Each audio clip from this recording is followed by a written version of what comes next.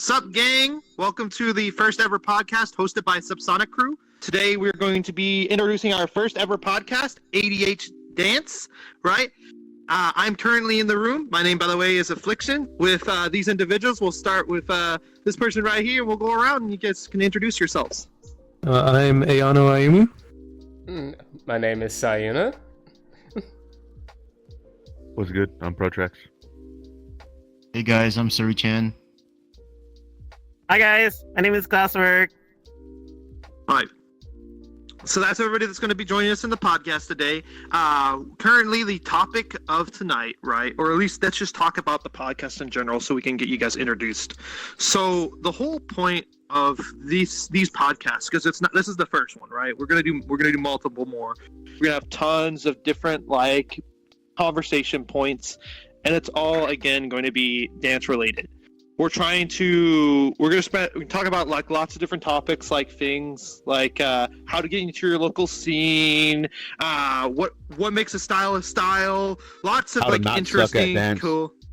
Yeah, true that. Yeah, possibly. You know, there is going to be times where we might even watch some battle footage as a crew and just talk about who we fought won or why we fought certain things, just as a cool little podcast thing, right? So, in general, again, the content is made by dancers, for whoever wants to do. It's dance related, right?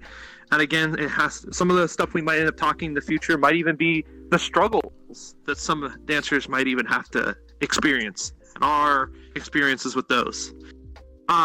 Today's topic is a little bit more simplistic because we're doing more introductions. If you guys ever seen on the YouTube channel, we have our crew introduction videos. Each member in the crew, except for that one over there, which hasn't done it yet, has made little introductions where we talk a little bit about ourselves and stuff. This one's going to be a bit more deep, right? We're going to talk a bit more about things, but maybe it's just, again, it's a longer topic. We're just talking with everybody. So the question for today's podcast, right? The topic of today's podcast is, why did you start dancing? And why have you continued to dance? What has continued to drive you to keep doing it? What has kept you doing it? And I guess we'll start off with Ayano, the one to my left. You can feel free to start it up. No, you go first. You want me to go first? Yeah, you tell us. Okay. Sure. Makes it simpler. We all go around the room. All right. So. I kind of touched a little bit on this topic whenever we made the first intro, when I made my introduction video. It was more simplistic about my inspirations, but honest to God, the majority of my inspirations for dance were maybe some of the biggest reasons why I started doing dance. There was one particular video in general that really made me go, damn, I want to do that. And I started looking for things related to that, and I didn't end up finding information based off of what I was interested in till very, very later in life, right? So, funny enough, the main style I do is it's called animation. It's very robotic, very mechanical, a lot of stopping in it and stuff. But what made me get into dance wasn't even animation. It was waving. I watched a video way back when it was posted on a certain YouTuber and a big dancer within the overarching dance community known as Popping John, right? Popping John was a big inspiration, still is a big inspiration to the dance I do currently. But funny enough, he had a random video on his YouTube channel that I watched and was like, oh my God, I want to do that. Then we start getting into dance by a person. Was it the one where he was on stage and he had the spotlight on him and he was just waving? Yeah, the one that spotlight. titled, yes. That was titled "This Man Has No Bones" or something like that. Yes, exactly. I absolutely like that one. That was so. I remember that one forever cool. ago. Yeah, you're old. So the guy's name was Random, and he was in the same crew as Popping John, right? The Soulbotics crew. Now, the funny thing about it is, Yeah. So the Soul Robotics crew, it's like they're a particular dance crew that Popping John and Random is a part. I don't know if they're still a part of it or like who's all in their crew right now, right? Mhm. But like the main reason why Popping John had it on there was because he's like again supporting his crew member or just wanting to show that that footage. The thing was that like I said, it was a waving video. Like he was super wavy doing all that stuff. But I don't even do that many waves nowadays anyways, right? And it's like, oh shit. So what made you switch so drastically from a very flowy type of style to a stop motion robotic style, like animation? Well, what ended up happening was I'm fucking super dyslexic. I have a fucking hard time reading anything, right? Mm-hmm. So Shut up. Oh, So, come on. You're so fucking mean.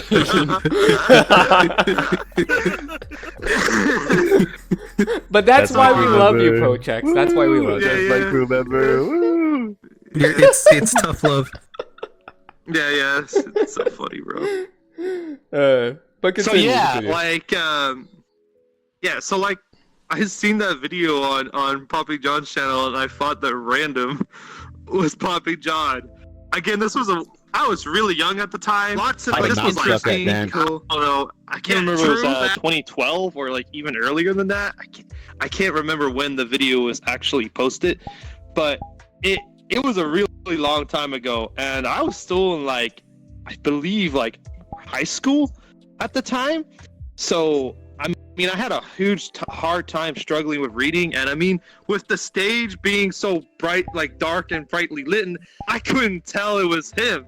I had no idea it wasn't Popping John. You couldn't like see his face clearly. Yeah, I couldn't see it. Yeah, it was really hard to. It was hard for me to identify, and again, I was like, "Oh, so this is Popping John." I thought that this person who like inspired me so hardly to be like, "Oh, I want to do that shit." It was Popping John. So at the time, Popping John had a lot of tutorials on his channel and on Stance. I can't remember where else they had these tutorials. Unfortunately, they're not there anymore. You have to go and take his like course or whatever. I believe it's on like Instagram or something. He has like a post for it. But he had like some free classes that were out there, so I would watch the tutorials and learn from him a bit. But I didn't really know what the style was called. Better yet, anything to do with it. And I didn't know anybody that was doing the style either. So this whole time I was like, I want to do waving. I can't believe you. Not like you have 2 of them here, 3 of them, technically 4, maybe 5. Yeah. What the fuck? Man, Whoa, that's a lot. That's very good animation. At this you're gonna at this point, I think this whole entire crew is just animators, bro. It's just full of animators. Half of our crew is animators. That is not true. That's not true. You will never catch me animating. It's not true. All right, that's it. I'm gonna animate. Up for the Unimate battle. He's gonna try to sign up for the You can't Unimate stop battle. me. You can't tell me what to do. I swear to God, if you get far enough in that whole entire animation battle, you are an animator. I'm going to call you that. LOL. Wholeheartedly, bro. He said, "I will." That is crazy. Oh my gosh. That's so You've got that I'd win energy. I'm We're gonna use SubZonic tut. SubZonic tut. Think about an affliction walk. Oh my god, I hate y'all. But you have anything else to add? Affliction is yeah. It was, bro. Like, so I watched those tutorials, but I didn't really know anything about the style. So for the longest time, I thought it was like popping. And I kept on hearing this term pop lock a lot. And again, trying to look up pop lock tutorials is it's a slope that leads to a lot of confusion, because popping and locking are very much like separate styles. So it's really hard to find like tutorials related to what I was looking for. And for the longest time, I was just fucking moving. I wasn't really actually working or studying or practicing properly. It was just me fucking around, being like, yo, I like this movement. It looks cool. In my home when I was younger. And then for when I got into college and like early high school, I kind of just stopped. Didn't really like do a lot of dance until I eventually started to talk to people online. And I met, B-Botics. B-Botics introduced me to, I don't know, some guy that lives in LA that randomly goes to a bridge to talk to an old Japanese man that's our sensei. Oh my gosh. Yeah. The most nonchalant way to describe It's like a movie. It's like it does. Oh my god, it does sound like a movie plot. Yeah. Anyway, so who's that? Yeah, you might need to explain that. B-Botics is an awesome dancer from LA. He does a lot of he does a whole bunch of stuff. Main style animation, beep boobs, come on. But he does a lot of tutting and waving as well and stuff. Beep, bop, so I'm a robot. yeah, good friends, good people. And he was again the person who introduced me to the term animation and expressed and pretty much said, yo, this is the style, this is what this is. And then he introduced me to Tabo's YouTube channel, right? And Tabo is sensei, he is the man to learn animation from, at least for me. He's, honest to God, probably my current biggest inspiration for my overarching goals in general, because I wish to do what that guy does, right? He literally goes out to a random bridge in LA, hella late at night, brings a bunch of snacks, and talks and teach people about animation. He just does it. That shit is so tight to me, right? That man is a true Shaolin yeah, monk. Travian smoking cigarettes. He's the greatest. He is a true Shaolin monk. That's all I would say.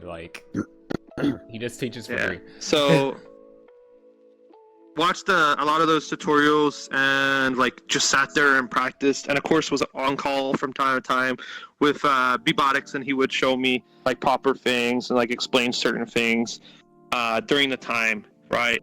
Eventually I kind of went off and practiced by myself a lot, and then again would talk to B from time to time, and then eventually we went out to LA for a meetup, and I got to meet Tabo. I got to meet a lot of other big inspirations like Kumse, another really amazing roboter and animator. And then again, also Robotnik. Robotnik he's insane. I love what Mick does. He's currently doing a whole lot of NPC stuff, lots of the derpy character stuff. So my biggest, my first interaction with these people was just them all doing a bunch of derpy animation stuff. They were very welcoming on the bridge. I got to learn from Tabo. We also got to practice in a parking lot together. It was an amazing experience. And when I got home, it just drive me even harder to practice. And every so often I've went out from time to time to go to this random bridge in LA. Hopefully gonna be doing it again here shortly in July to go out to the next big animation event known as Unimate. I actually went to last year's Unimate camp and did that whole thing. I got to meet so many OGs within the style. I got to meet so many people that I was super inspired by, and again learn from them as well.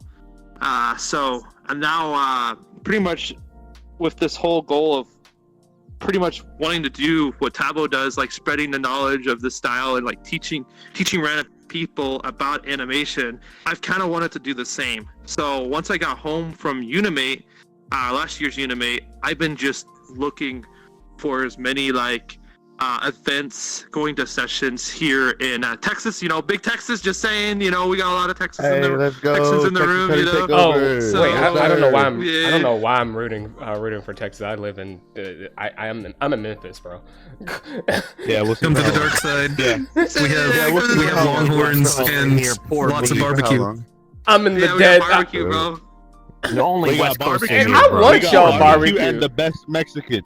We got I barbecue. never had y'all barbecue like good. Yeah, Tex-Mex. I had not had good ass barbecue yet from there. You can confirm. Well, if you came to Dallas barbecue with us in the New York trip, you would not have had Texan barbecue. True. Y'all went to oh, dude, I'm mad. That is also true. I'm so mad that y'all went there. No, Get mad. no. Make life take the lemons back.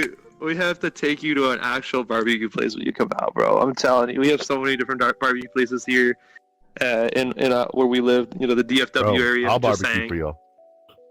Bet. Yeah, Shit, yeah, let's just have a backyard barbecue. Yeah. We should just go and have Let's a just do it cookout or something ourselves. like that. In we LA? just do that. All right, I'm gonna quickly dig a Next pit time and when cut somebody down do a that. mesquite tree. Okay. Yeah. Dang. Barbacoa. Oh wow, you're a purist.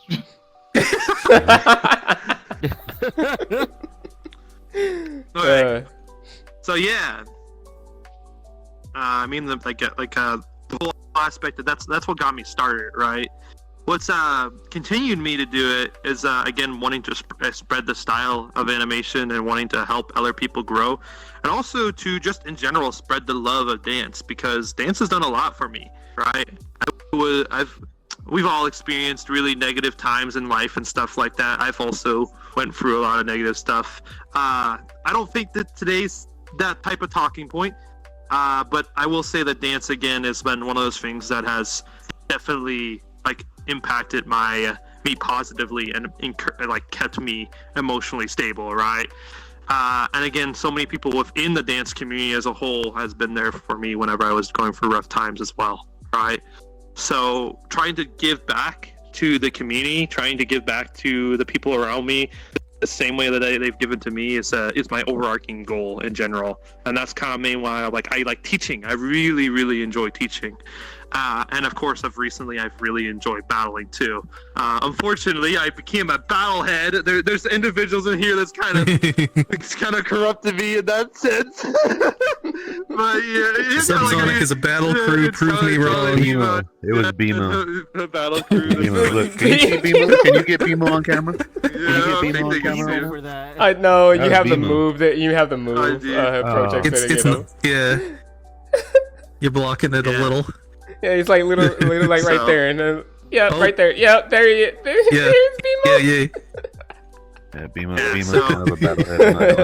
I'm not gonna lie to you. I'll blame. I guess I could blame my homies as well as Unimate for that, because the second I got back from Unimate and actually competing in a lot of the battles that I was doing for the camp as well as the main battle, like it made me go, damn, I really enjoy this. Let's go. I want to smoke people. So that's how it be. So anyway, it kind of helps my overarching goal, because I'm like, I want to smoke people with animation. So that's what I've been doing. Rep style. Animation on top. Just saying. I'm Beat like boops not even on a top. battlehead for real. Like I'm Beep boops. Beep Bruh. boops. Shut the fuck I up. just be dancing. So, yeah, that's my main reason, right? I just want to spread love and like teach people about animation.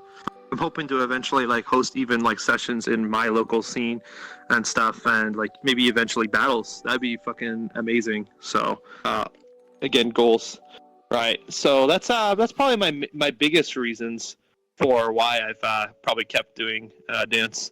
There's another reason, but I think maybe again, I don't think this is the time and place to be talking about certain topics. So I'm going to go ahead and pass it on to Ayano, and they can have their talking points on this stuff.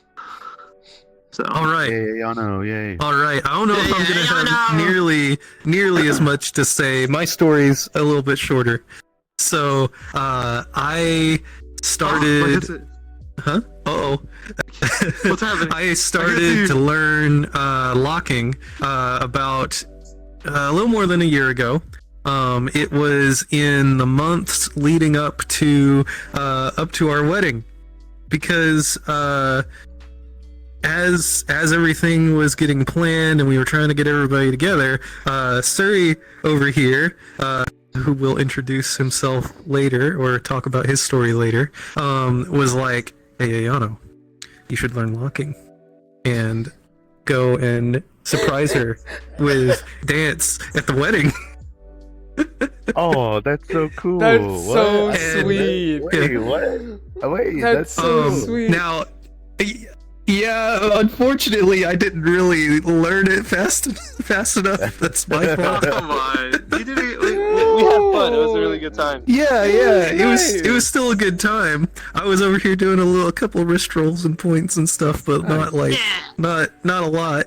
It was hard but- as fuck to beat boop in a wedding dress. I'm just saying. I was tripping. I was in heels too. It was not good. Yep. It was a hard time. It was great though. Oh my gosh. You haven't had a wedding until you've had a wedding where there's a dance cipher. I thought you were. Yeah. I thought you were gonna say you haven't had a wedding until you've had a Period. wedding. I'm like, I was get expecting I that think too. I was expecting that too. But... I'm like, thanks for the reminder. Thanks for the reminder. That's not what I meant. I'm not trying to shame anybody. Okay. I'm sorry. So I initially, that was like the tipping point, right? Leading up to that, right, I had traveled around pretty much the country with her. Yeah. And we'd been to New York, we'd been to LA, we had been to Dallas, Houston, Virginia at that point, Virginia. And yep. and I'm trying to remember where else. We went to LA, San Francisco, San Antonio. No, yeah. San Francisco wasn't until the honeymoon. Oh yes, until Yeah. the honeymoon. We had never been Yeah. to San Francisco. You're Damn, right. y'all been everywhere. What the hell? And anyways, we'd been going to all these competitions, right? And I would usually just be kind of, I was either the guy getting the footage with the camera, or I was watching, right? I wasn't really participating or dancing or anything. So I feel like, with Suri pushing me over the edge, I just needed a good. It's awesome to be able to go to these events now when we travel and actually participate, or if I don't participate, at least I'm able to talk dance with people, right? I'm at least able to relate in a little bit of a way, right? And also, hang out with Tabo, and he chose locking as a style to go with instead of beep boops. I'm just saying. Hey, How could you do? Tabo has taught me locking tech that I haven't used. Hey. Oh my gosh, Tabo can get down too. Tabo can get down in locking, bro. Oh my god. Yo, I need to ask I Tabo gotta when see we that. go I to need to LA. see. Yeah, I need to yeah. see that. I need You to guys see be on the that. lookout. You guys be on the lookout because he doesn't know it yet, but he's a battler. He doesn't know. Yeah. he's Oh yeah, not- no, No, yeah, he's about it. You don't know it yet. Totally You don't know about it it. yet. Ayano, the moment that you finally accept this, you can go ahead and come back to this podcast, this video, this timestamp, and be like, yeah. I'm gonna He have did the say it. I'm gonna have a clickbait video that has like me with a surprised face, and it says I was wrong. My apology video. You're gonna make an apology video playing it Yeah, ukulele? I'm gonna- I've had a severe Oh lack of my judgment. god. Oh my god. That's fucking but weird. I mean, after the initial start, I'd say I'm a fairly slow. I don't know if I'd say I'm a slow learner, but I'm kind of taking it at my own pace, if that makes sense, right? So I kind of have been learning in spurts.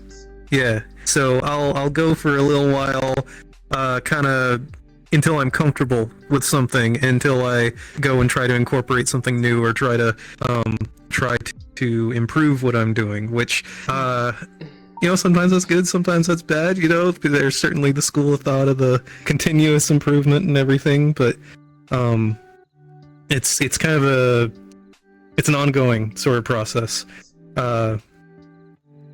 I will say that it's definitely been fun every step of the way, and I get a little bit of exercise too along the way. Nice. One thing that I want to share that I think has been kind of funny throughout this whole thing is just for context, right? I'm just this random white dude that works an office job, and I do not fit the like bill of like someone who dances. Oh my god! Right? And like I have talked with my coworkers before about this, and they have no clue what any of this is, because it's like you have like people that don't even know. They don't know what you mean when you say street dance, right? People whose experience with dance is like they think of everything as choreo, right? It's like either it's ballet, or maybe they know what hip hop is. Oh right? yeah, like in exactly. that Chris Brown video. Yeah, in the Chris Brown music video. Yeah. What? And I watch it's the same way with it's the same way with my coworkers. Is like if I end up actually talking about something that's like I work at Starbucks, it's like feminine, and I basically say Vogue. They think they know Vogue because they end up trying to correct me. They think about Vogue magazine. Yeah, I'm just like, saying they like, yeah, I know what Vogue is. I'm like, do you know from a street dance like spectrum? Because I don't think you would really like know.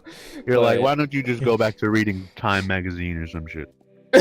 Okay, side note, right? That could be a topic for a future future talk, is like how non-dancers see dance. Yeah, that'd be a cool one. Yeah, that would actually a good one. We can bring on random people. Random people, like just friends that we hang out with, and be like, what's your thoughts on I was talking about dance and shit. Yeah. In a sense, it could be like a heated topic, but I mean, it depends on how you actually look at it. I think it would be a fun, interesting topic that we can do. It's okay, we outnumber them. We'd win. We'll battle them and win. This is the type of aura that you have right now, bro. Go ahead. You're not aura farming, you're aura harvesting. Like arrogant too. He does look like a kid. Here's a +3 harvester item. There you go. For those that know Brotato. But anyways, continue on. Oh my god.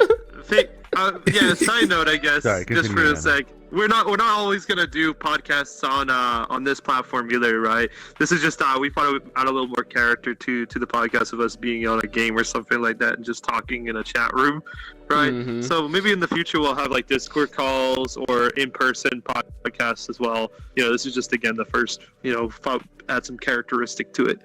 Sorry, Yano. You can keep talking. Yeah, I'll be brief with the end of my statement here. So I was saying, like,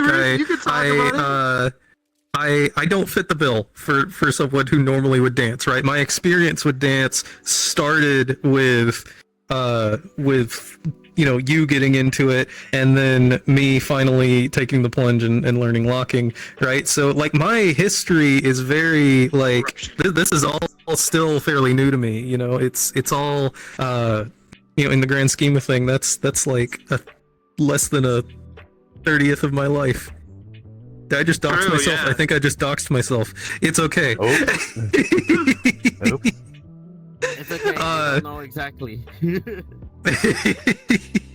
And it's certainly brought us to some very interesting places that I don't think I personally would ever have gone to or ever been exposed to. And honestly, I'm thankful for the whole experience, because it's like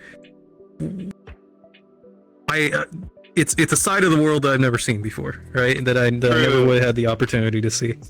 And lots of people that I never would have been able to meet. Yeah, there's definitely there's also some really sketchy places where a lot of these dance events be hosted at, like Skid Row. Yeah. Like what? Oh yeah. Listen, I want to go to Skid Row. Yeah. Listen, you know the session's about to be fire if the door's almost falling off the hinges. Mm-hmm. Either that. Or it's in a garage. It's in a Yeah, fucking the hot garage. Oh, it's yeah, in a hot-ass loft, garage. It's like Or in like a Yeah. room that is basically like no AC. if you know what I'm talking about. What's up? If it's a room that is basically like, you know, loud, and what I mean by loud, a bunch of like smoke in the one room and it's hot, that's how you know. That's how you know. That is how you know. I had that experience. Some places are like that, yeah. Yeah. Some places are like that. You're gonna have to talk about that when you talk about your shit in Memphis. Oh Yeah. God, yes. Oh my goodness. Yeah. I'll talk about it later. I'll talk about it in a minute. Go. No, you can talk about it now because I'm passing it to you. Crap. Okay. All right. Shoot. How I ended up actually starting dancing is actually a funny one.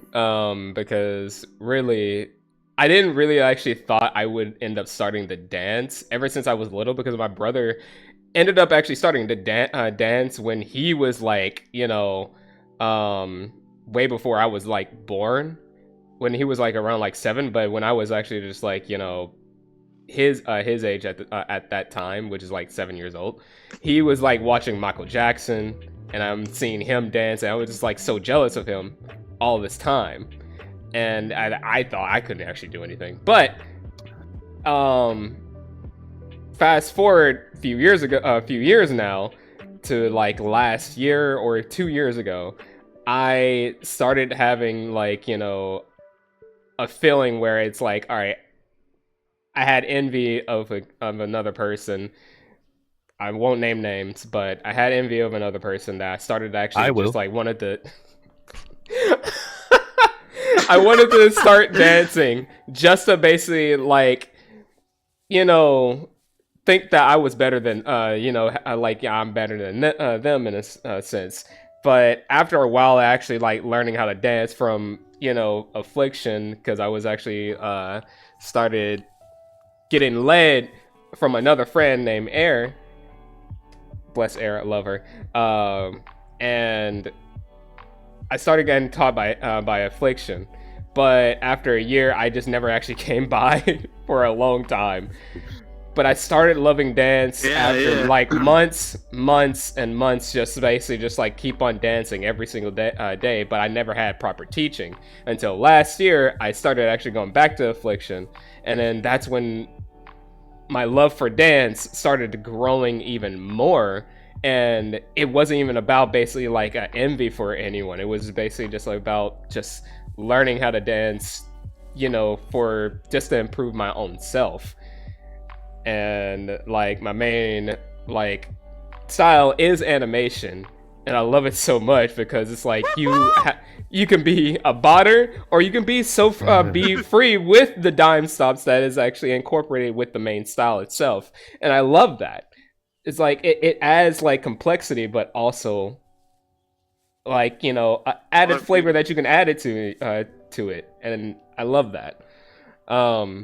After a while, it like dance improved me as a person, but also made me realize like how much is out there in the world after traveling with these wonderful people here. Yeah, we kidnapped you and took you to New York. Took me to New York, Dallas, and Texas. soon, San Antonio, LA. San Antonio, yeah. You're gonna be coming over to me.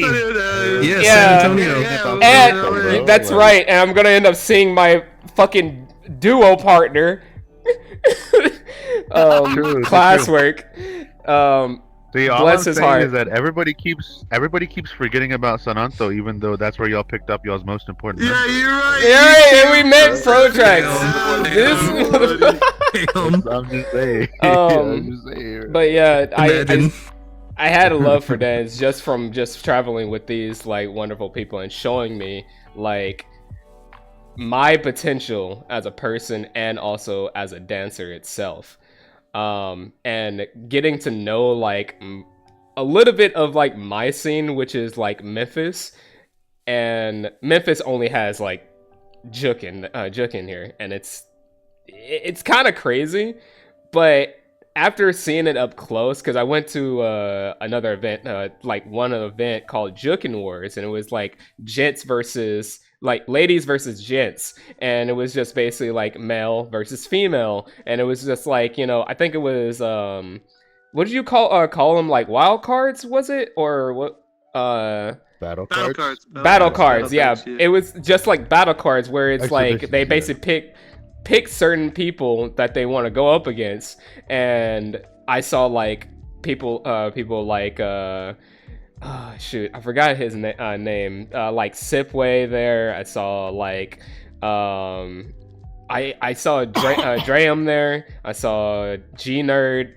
It was a whole bunch of people that I didn't even know, but they were so good. I even have footage for it on my phone.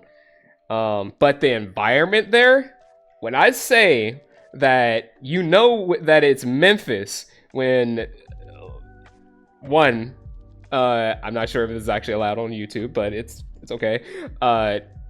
There was bongs literally on the front floor, like bongs on the front floor. People basically dressed up like very crazy.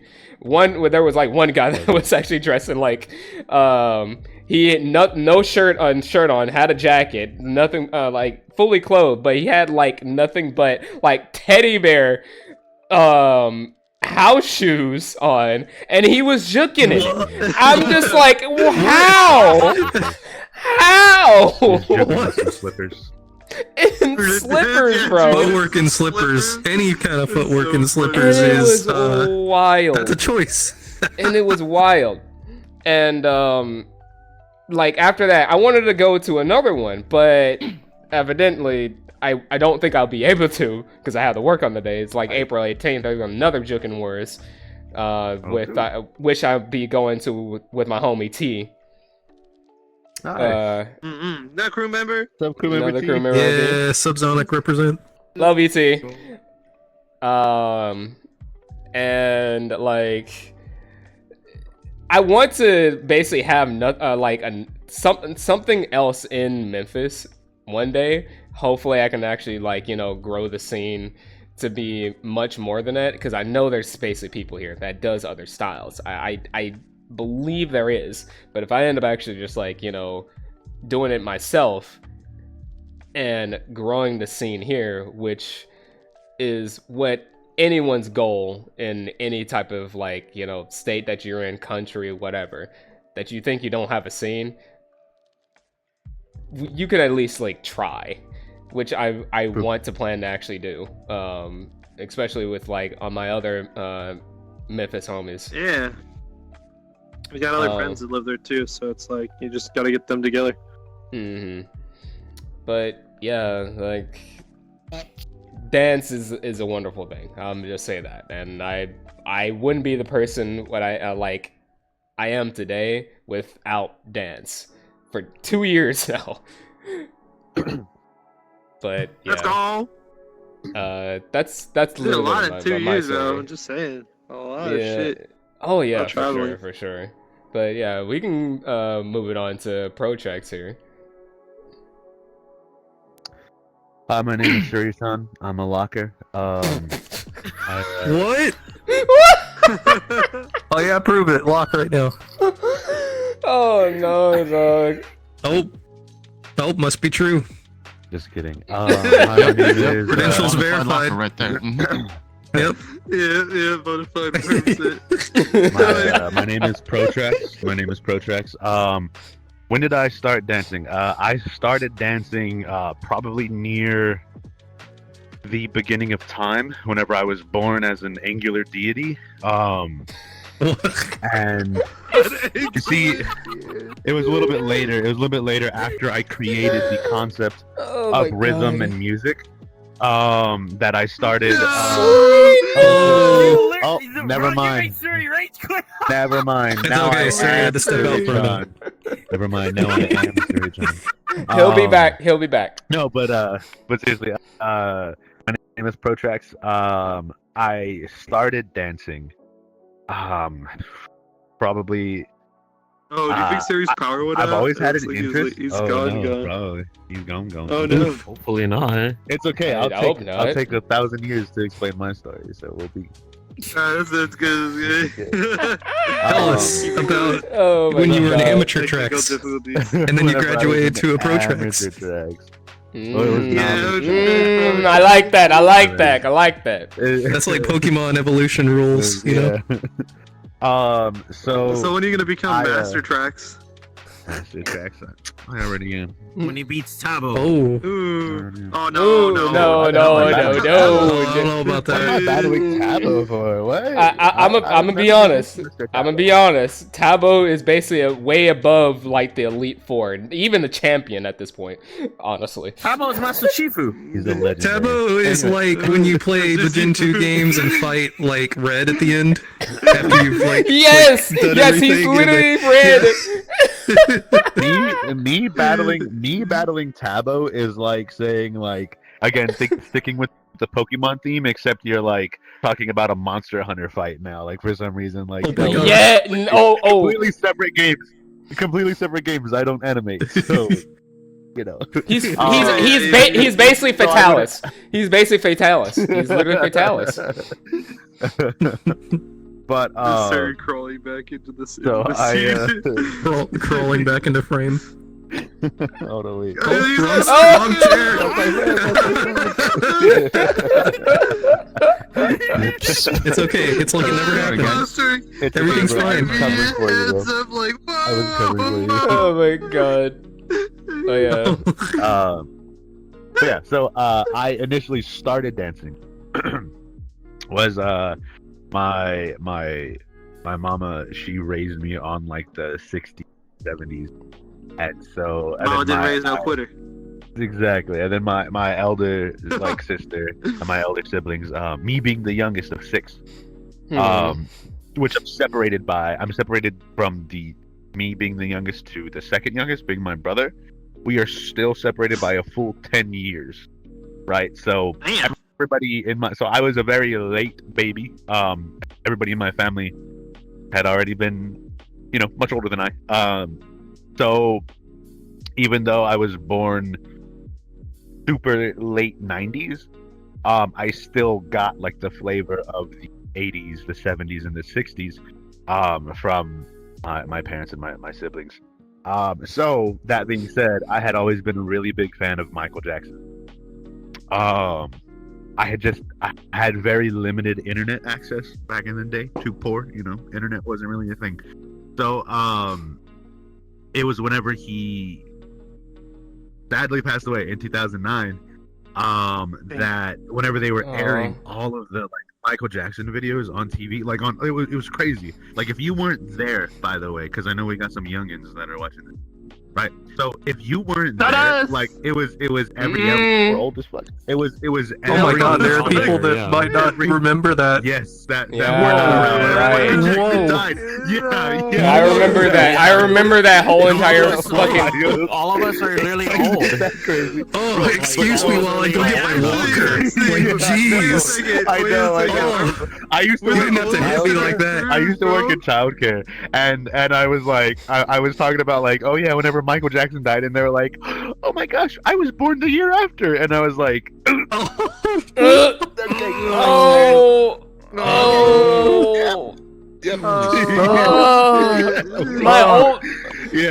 my bones. My bones are actually like showing their cracks right now. We're not even old. Okay, just to point Like, this oh, out, bro, life there might be people even older than us like watching this, and they're like, "Bro, why Exactly. why are all these children?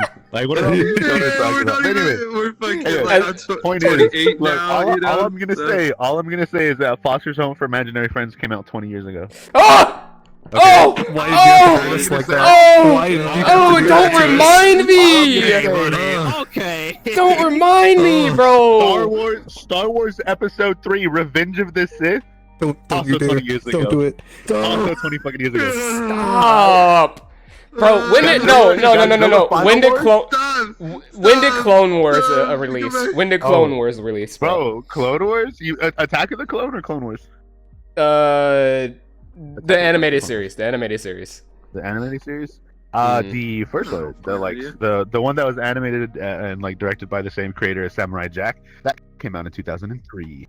Oh my god! Oh, shit. Because the calendar. Okay. Stop So, making anyways. it go back to your talking Anyways, point. yeah. Right. So point is that if you weren't there back in the day, whenever Michael Jackson died, right, on Mhm. every single TV station, every single TV channel, they were Yep. airing Michael Jackson music videos. Yep. Like it was everywhere. You literally Mhm. could not escape it. It was like whenever the Twin Towers fell. Oh shit, maybe I shouldn't. Mhm.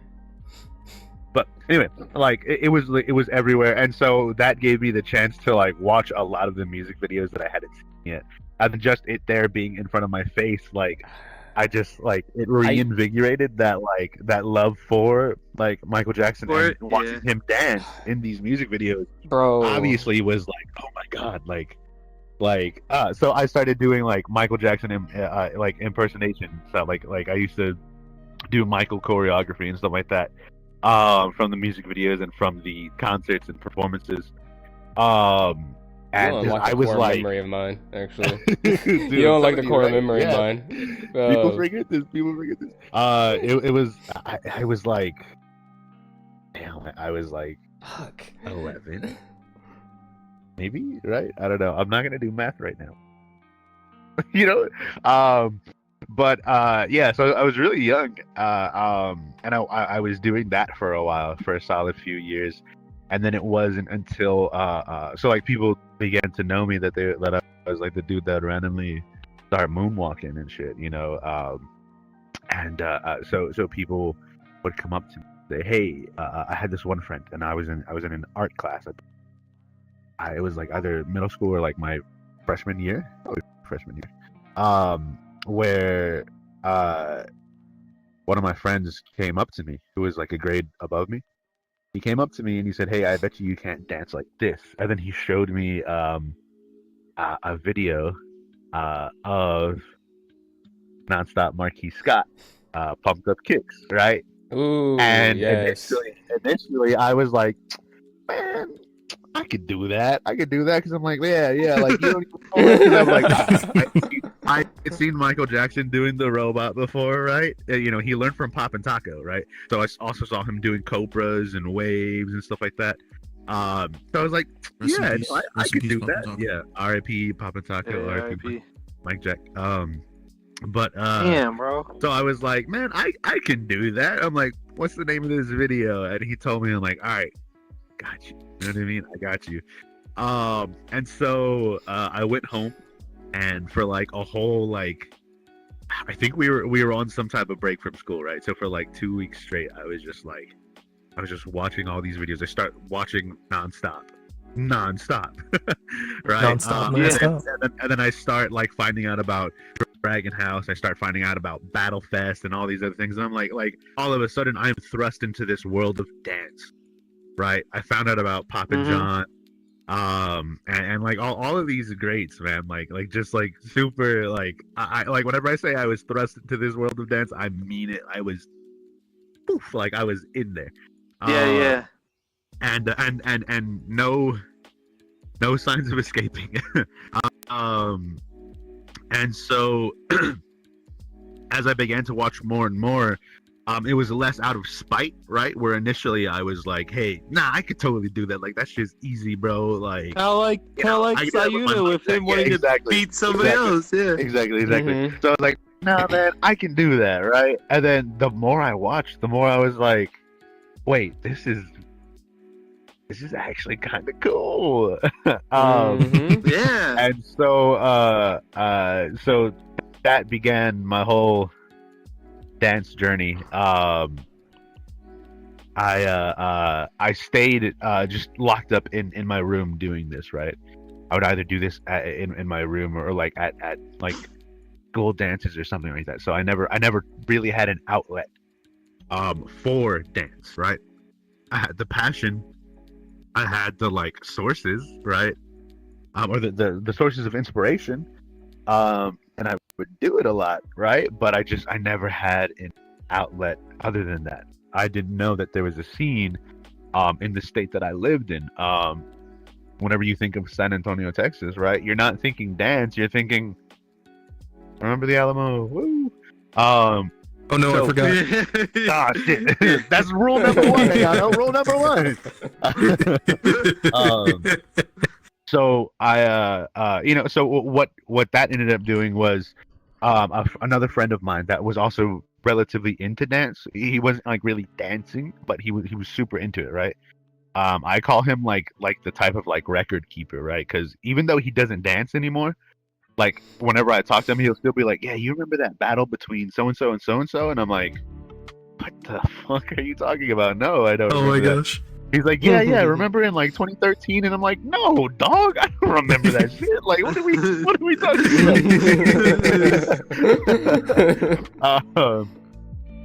about? But yeah, so he was like the record keeper, and he still like will message me sometimes randomly, be like, "Yo, have you watched so and so versus so and so yet?" And I'm like, I don't even know who those two people are, bro. Like, what are you talking about? Like, what?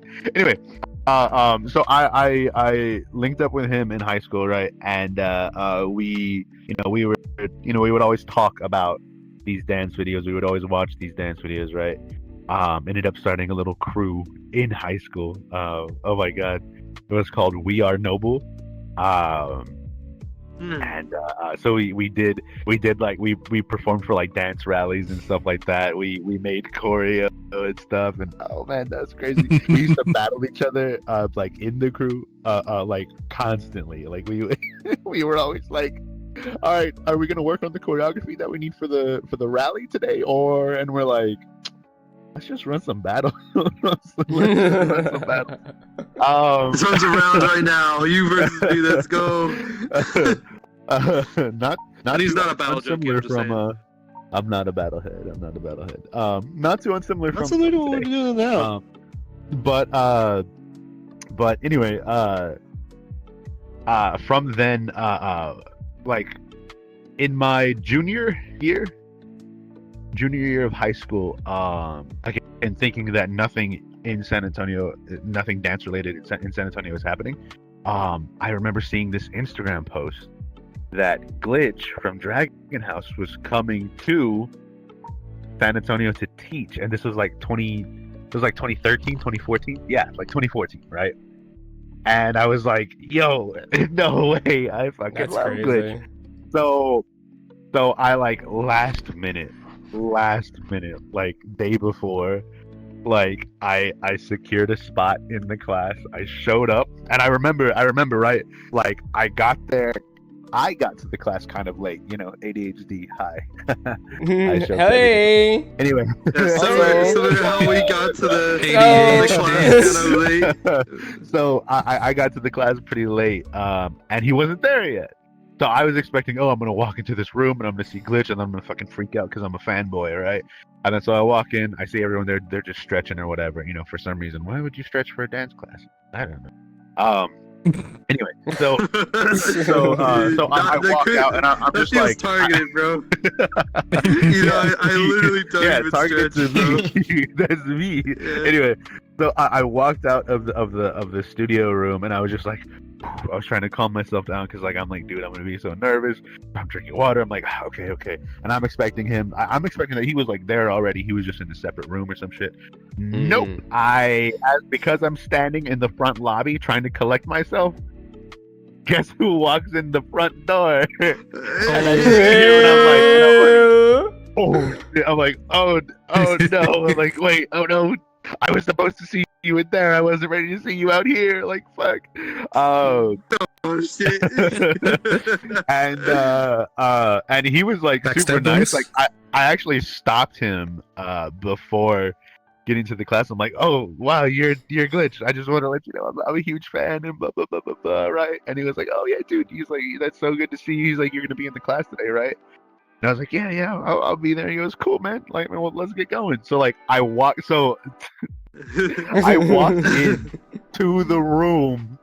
I walked into the studio with Glitch. And like everybody was just looking at us. And I was like, oh my god.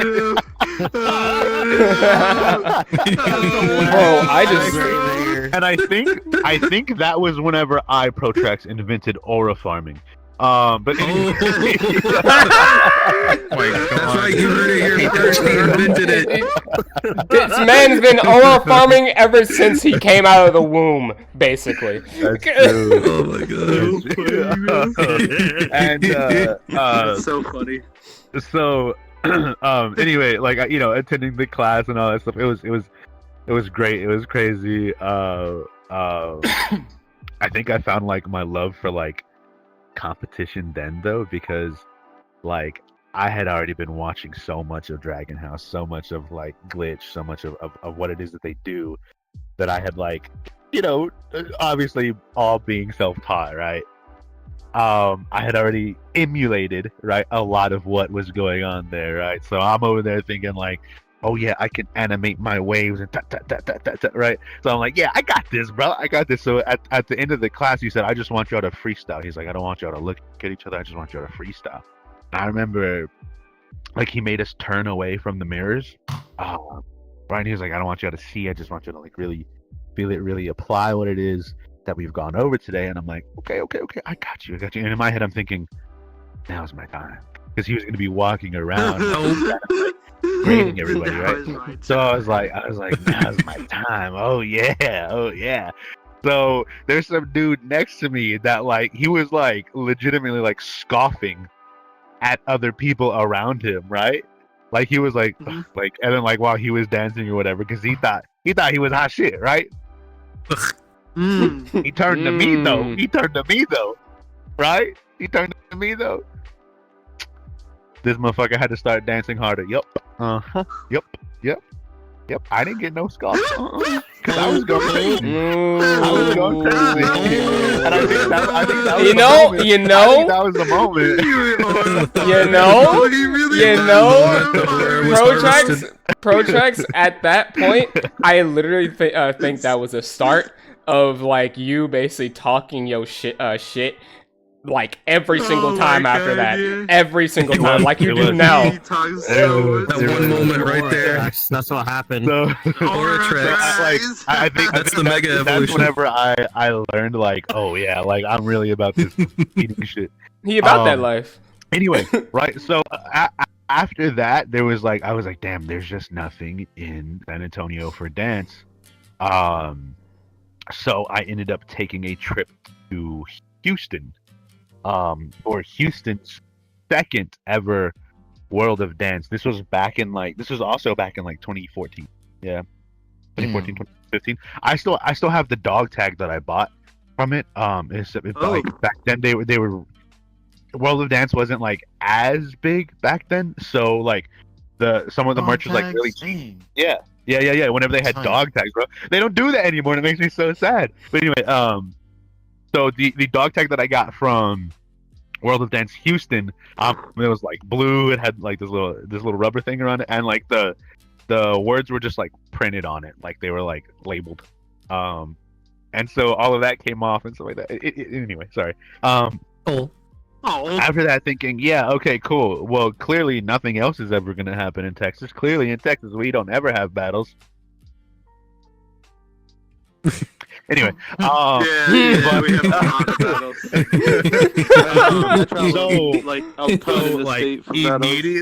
Immediately after I graduate, my friend and I, right, we're like, bro, we started seeing like the promotions for Dragon House versus the Floridians. With like John Bugs, Kid the Monster, Jig Style, Iota, Mean Machine, yeah. So like we like really wanted to go to that 5v5 because it was gonna have Blueprint, ET, iGlide, Chibi, Android, and we're like yo, those are leaders, like let's go. Yeah. Wait, isn't this the 5v5 that we watched that one day? Yeah. Okay. Yes. Yeah. If you watch the 5v5 that was uploaded on Poppin' Battles, you can actually see requesting to join. You'll see me in the back. You want to bring her in here? Yeah, we can bring that in. She can probably like sit here, like she can be at the end. Yeah, I'll get her. Yeah. Yeah. But like sit her at the edge of the table. So my friend and I we were like, bro, we gotta go. Like we barely like both turned 18, right? And we were like, damn, okay, how do we get to Atlanta, Georgia? Like, what do we do, right? Like, we had barely started like working and stuff. So, like, you know, we didn't have any money, so we were just like, you know what, we're gonna take a. Here's the thing, right? We know about these buses that travel across the country, that travel across like America. Oh no! So we're just gonna take one. And so This was back in the day. This was back in the day whenever Megabus was still a thing. Okay, you know. Oh Megabus. God! I used to Y'all ride better know Megabus down Megabus. to Atlanta for a convention. Yeah. Bro. Yeah. I don't know why they took it away. What happened to Megabus? they went bankrupt. But anyway, so Yeah. Oh, so we hopped on this Megabus, right, to Atlanta, Georgia, all the way from San Antonio, Texas, right. So this is why I don't ever want to hear anyone say, "Oh, I can't find my seat. Nothing ever happens in my city." You're right. If something isn't happening in your city, you gotta travel outside of your city. I was True, 18. exactly. I didn't know what the fuck I was doing. I barely started working, and I still hopped on a bus which, by the way, was a 24-hour bus ride. One way. Remember what we said earlier To about dance Atlanta, things Georgia. being sketch? Yes. Very good. Oh my So God! I 24-hour ride all the way there for this event, just to take another 24-hour ride all the way back. Anyway, I am so I will let you know right now. I will let like everyone know right now that this was absolutely worth it. Right? Like it changed like everything. Like, I met my heroes. Right? I saw some of the craziest dancing that I've ever seen happening in front. Yeah. And so I came back to San Antonio, and I was just like, man, like, there's got to be something here. And then at that time, I started working at an after-school dance program, right? Which was fun. It was a really good experience. The only thing I didn't like was that I was typically teaching things that I didn't really know about, right? Okay. So it gave me like this I don't know, like imposter kind of syndrome or something, like, where I just felt like damn, like I shouldn't be teaching this because I don't know this. Hey, Sarah. Hi. First chair. Thank you guys. I didn't know you guys were saving this for me. No, you don't get a chair. You have to just stand back there. Yeah. No. You have to be Standing room only. That's crazy. Oh, sorry. Go ahead. Go on. No, I was gonna end up saying this is our designated diva, Seta. By the way, just to let you guys know. Hello, Seta. Diva. Another crew member. Hey. Lady Cece. Lady Cece. Oh no, I'm actually part of your delusions. I don't actually exist. Damn. Yeah, I see. I'm not gonna lie, the character you're in right now, it looks very sassy, so the energy right now is quite funny. It's spot on. Her. Oh, she's my little baby. That's what I say every Okay, time back she to talks to projects. me. That's what I say every time she talks to me. I'm like, you're not real. Don't talk to me. But anyway, so Damn. ew. Anyways, continue, project. Okay. Anyway, Yeah. so kind of created this like little like identity crisis or like imposter syndrome. I don't know, some other word, right? Term. But where I felt like I was teaching things that I wasn't supposed to be teaching, because I didn't know them. I didn't know them well enough. And so to me, that's important because it's like, how could I teach something that I don't know? Mainly going over stuff like choreography in the classes that I was teaching, and I suck at choreography. Like, I'm not good at that. You should teach us some of those choreos you taught. That'd be fun. Oh hell no. Anyway,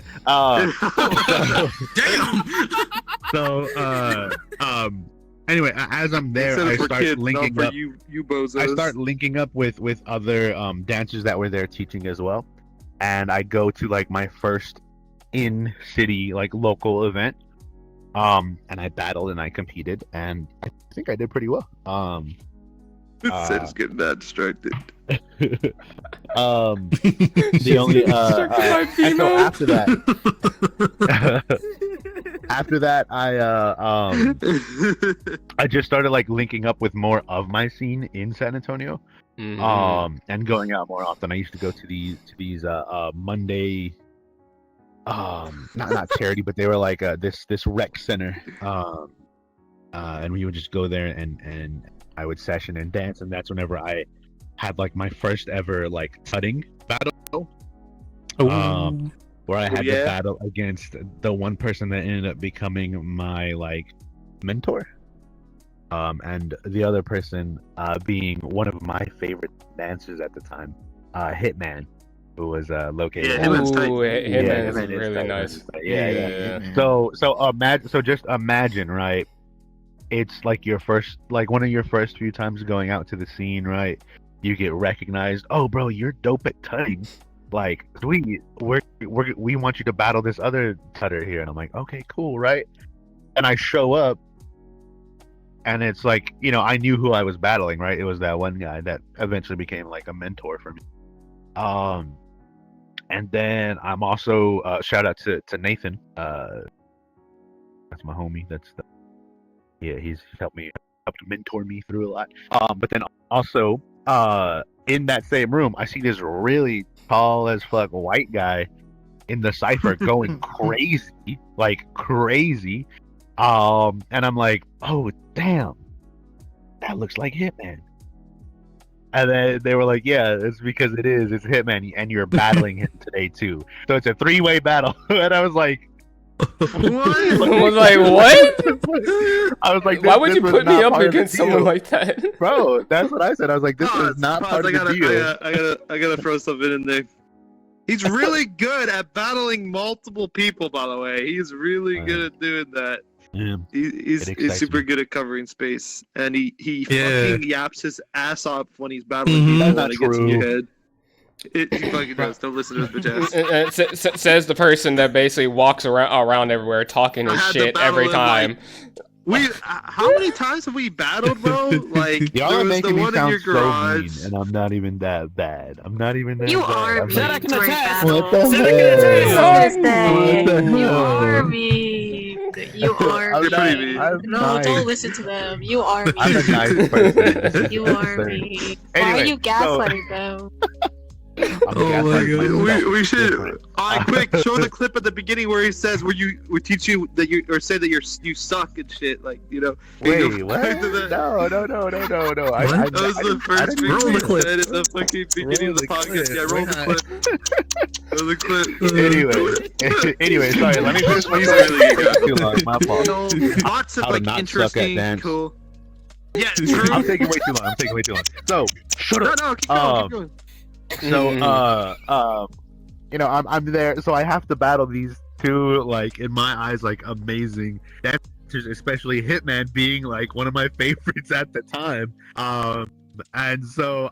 When was this, by the way? What time would you say this? Or what year would you say this? This was, like, 2015. 2015, damn. Yeah. It's 10 years ago, just pointing out. Why did you have to point that out? Make us feel old, sorry, please. I'm sorry. Old people. Anyway, after that, you know, I'm just dancing around a bit. Before it was after that I got into this group known as Texas Tutting Takeover, baby. It's the Texas Tutting Takeover. TTT. Bang bang. Oh shit. Oh. But yeah, so that's whenever I joined Texas Tutting Takeover. And then after that, it was crazy because after that battle, a few crews were trying to pick me up out of nowhere, and I'm like, well, dang, okay, shit, I guess y'all want me or something, you know, like, all right, cool. Joined all of them. Joined all of them. Battled himself in the Curvy Crew battle. Yeah, he said, I'm gonna represent me, and I'm gonna represent you, and we're gonna represent each other, and I'm gonna battle myself. And then I also, just some years go by, I kind of stopped, like, going around the scene for a little while, for, like, maybe, like, 3 years. Just not really participating anymore, right? Work was busy, life was life was busy. Yada yada. I finally come back out to the scene in like 2021, 2022. And where I had been dancing like the whole time. I just, like I said, hadn't been going out to the scene. So I finally come back out and I meet some really like special friends of mine that were helping me through like some incredibly tough times of my life. Not much unlike today. And these people ended up helping me so much that this is where I found like a whole second like actual like crew and more accurately a family. I found a chosen family. And this, so you're gonna hear us like reference like a hot garage and whatnot. That's their place. That's the fans' place. Yeah. They're really awesome graffiti people. on the wall. Yeah. So they're all crumpers. By They're the way. mainly crumpers. They're mainly crumpers, and they're like the nicest people ever until Funny as hell, too. They are funny as well. Until you battle them. Them. They are the nicest people ever until you battle them. That's why I don't want to hear y'all say nothing about me because I'm like this. That's where you got it from. Anyway, they helped me learn also a lot. Being from a separate world as well. They crump, I do not, right? And so then they're still able to share just a lot of knowledge about dance, what it means to be ready, to prep for battles and events, what it means to lab, how do you the mindset that you approach these types of aspects of dance with. And so there's a whole bunch of stuff that I learned from it, and that's so shout out to Hybrid, shout out to Velocity, shout out to Anthony. That's Lil Hybrid. No, he's not Lil Hybrid anymore. Now he's I don't remember. Shout out to the High Gans. They're gonna yell him afterwards. They're gonna gonna yell at me now. Shout out to all the High Gans. Shout out to everybody in Sparta, Texas. And so that's where I am today. I took a little the like 210 stuff too, like the 210. So I took a little hiatus during the year of 2024. Right around then was whenever I was gearing up for like my first battle coming back. Like it took like a 7-month hiatus, right? And so I'm like, all right, cool, I'm coming back. I gotta get ready, and then I ended up like I bought a VR headset not even that long before. So following pages of VR chat, biggest mistake of my life. So I was following pages about VR chat, and then I start seeing videos of people dancing in VR chat, and I'm like, what the fuck is this? I'm like, what? And then it was actually the moment that I saw one of my now crew members, T is the name, crumping in VR, and I was like, yo, me coming from a place where it's like I'm surrounded by crump, right? I was like, what the so people are bucking in VR, like that's crazy. like the virtual buck is crazy. So I started messaging them, and then that's whenever they got me into the groups that we're all a part of. And that's where I ended up meeting, all of my wonderful SubZonic crew members, and Seta, I guess. Gang. And Seta, that is crazy. Oh my god, that is crazy. Oh. Excuse me. Oh, also, are we gonna No, you don't. after Pro Trucks, are we gonna go to Seta, or are we just like go straight to City? I think Siri in class. have been waiting Siri a long Siri time. in class, Yeah, okay. they're waiting a while. Like I said, yeah. So anyway, that's how I'm here today. They saw me gearing up for getting for a battle, like my return battle, in Houston actually, Yeah. and so going out there, not expecting to like meet them. Like there was like it was Affliction and Oh my god. Sir. And Surichan. They were all there. So that was whenever The water bottle. I'm sorry. That's a clip. Shit, I need to go grab a water bottle. That's a clip and a half right there. Don't forget That to is a clip hydrate. and a half. Thank you. What the fuck? No, she I'm in my comfy avatar. Exactly. That's This is her my comfy comfy avatar. but yeah, that's where I got to meet Suri for the first time, Reflection and Ayano, like in person. And then shortly after that, I got to meet Sayuda whenever they came down for San Japan in Texas, and so that was my fun. There was Anyway, a battle during that event. My ADHD brother. My ADHD brother. Yes, ADHD brother. Yeah. I smoked her. I smoked him in the garage where it mattered. Oh. But yeah, so anyway, that's me. I'm That were like- Revenge I is was a like- dish best served smoked. It's 1-2, right? Yep. Like, yeah, you got me back in the no. You don't come win. on. You don't win in a pack out. You don't win or lose in a pack You're out. right. You're right. Right about But winning or I honestly losing. God did fucking shit rounds that day, bro. I'm just saying. Nah, bro, Ain't nobody I gonna smoked see them either. myself. Nobody's I was gonna see going those. kinda You and me Yeah, forever. that's I cool. was Going going crazy. Yeah. I was going kind of crazy. I might post some of my ones, but yeah. Anyway, Even with sorry. your fucked up feet too, bro. Like, dude, Oh my god. we were all dying, bro. Like, we were fucked up. We gotta go to the next person. What? Thank you. Don't talk to me. What? You're not real. There's no rush on this. Don't talk to me. You're not real. You're a segment Before of we my go life. on, we take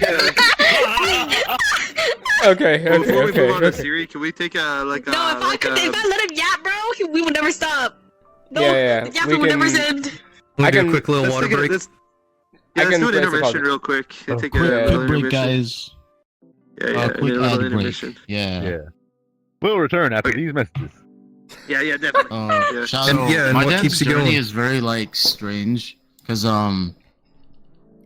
like the first instance where I started wanting to learn how to dance was because I went to a lot of raves that my sister would take me to, and we would I would see the dance circles and stuff. So I was like, I want to learn how to dance like that, and mainly it was like glow sticking and poi, but then I ended up picking up shuffling as well, which like I don't know a specific type. It was just whatever I saw people do. And in high school, I actually discovered a lot of like choreo that I wanted to do. First off, it was like a lot of anime choreo. Like I learned the Hara Hara Yukai, I learned the Lucky Star dance, and then I saw like a pair of guys in Japan who had a dance video to a Toho song called Bad Apple. I'm like, oh, this is cool, and I tried to learn it. And I could not learn it. I was terrible. And because I thought all the movements were very like it's too advanced. And then same guys also did a dance cover for Just Be Friends, specifically the Rapito and Zebra version. That it was like semi popular around like man like 2000s to 2000 like that era. But they did a dance cover of that, and I was like, oh, I want to learn this too. And again, I tried to learn it, but I couldn't. And then for a while, it was just like I kind of didn't really get into dance, like the dance community. It was more just I go to places and I danced. Didn't really know what I was doing, just kind of no aim. And that was just how it was until I got into VR chat and saw like actually the birth of one of the first VR chat like club communities, you know, like DDVR. And I saw that people were shuffling. Right? Yeah, you know, Classwork, you hear. Like, you remember the days, you remember. But like way back when, before it was even a thing, before it was like just a concept, didn't even have a world. And I was like, oh, people are shuffling? People do this? How? Like they don't have like shoes? Like what's going on?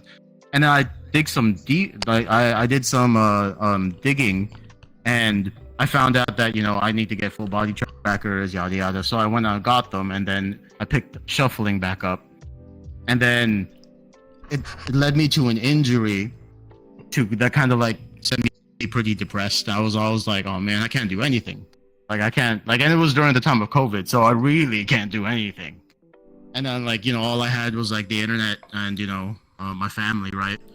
But then after my injury, it was like I can't do anything. All I can do is watch videos all day, and it sucked. And then from there I recovered, a few months after I recovered, and then I started dancing again, albeit a little more safely. And it was during, I want to say it was the first or second music VCAT, where I it was it was like 2021, somewhere it was 2020, something like that. And then I was just dancing, and yeah, right, okay. So I was just dancing, there had a little circle going on, I was shuffling, right? And then a lot of people that had been watching within the dance community started popping in. Back then I was watching Relaxic, I was watching JJ, and I was watching I was a lot of the dancers from back then. And I was like, whoa, okay, cool. And then they were whenever they entered and then started dancing, I was like, oh, this is tight. It goes far more beyond beyond this looks learned. This looks like all the the movies, what do you call it? Why am I blanking on the movie? It's the most Step Up. We watched it together. Yeah, Step Up and all that. I'm like, oh whoa, this is what I originally thought was breakdancing. I'm like, oh wow, this is awesome. And then I was approached by JJ, and he came in. He was like, "Oh man, there's this whole group, this community," and I was like, "Oh cool, yeah, I'll join." And then that's whenever I joined IDA, and it was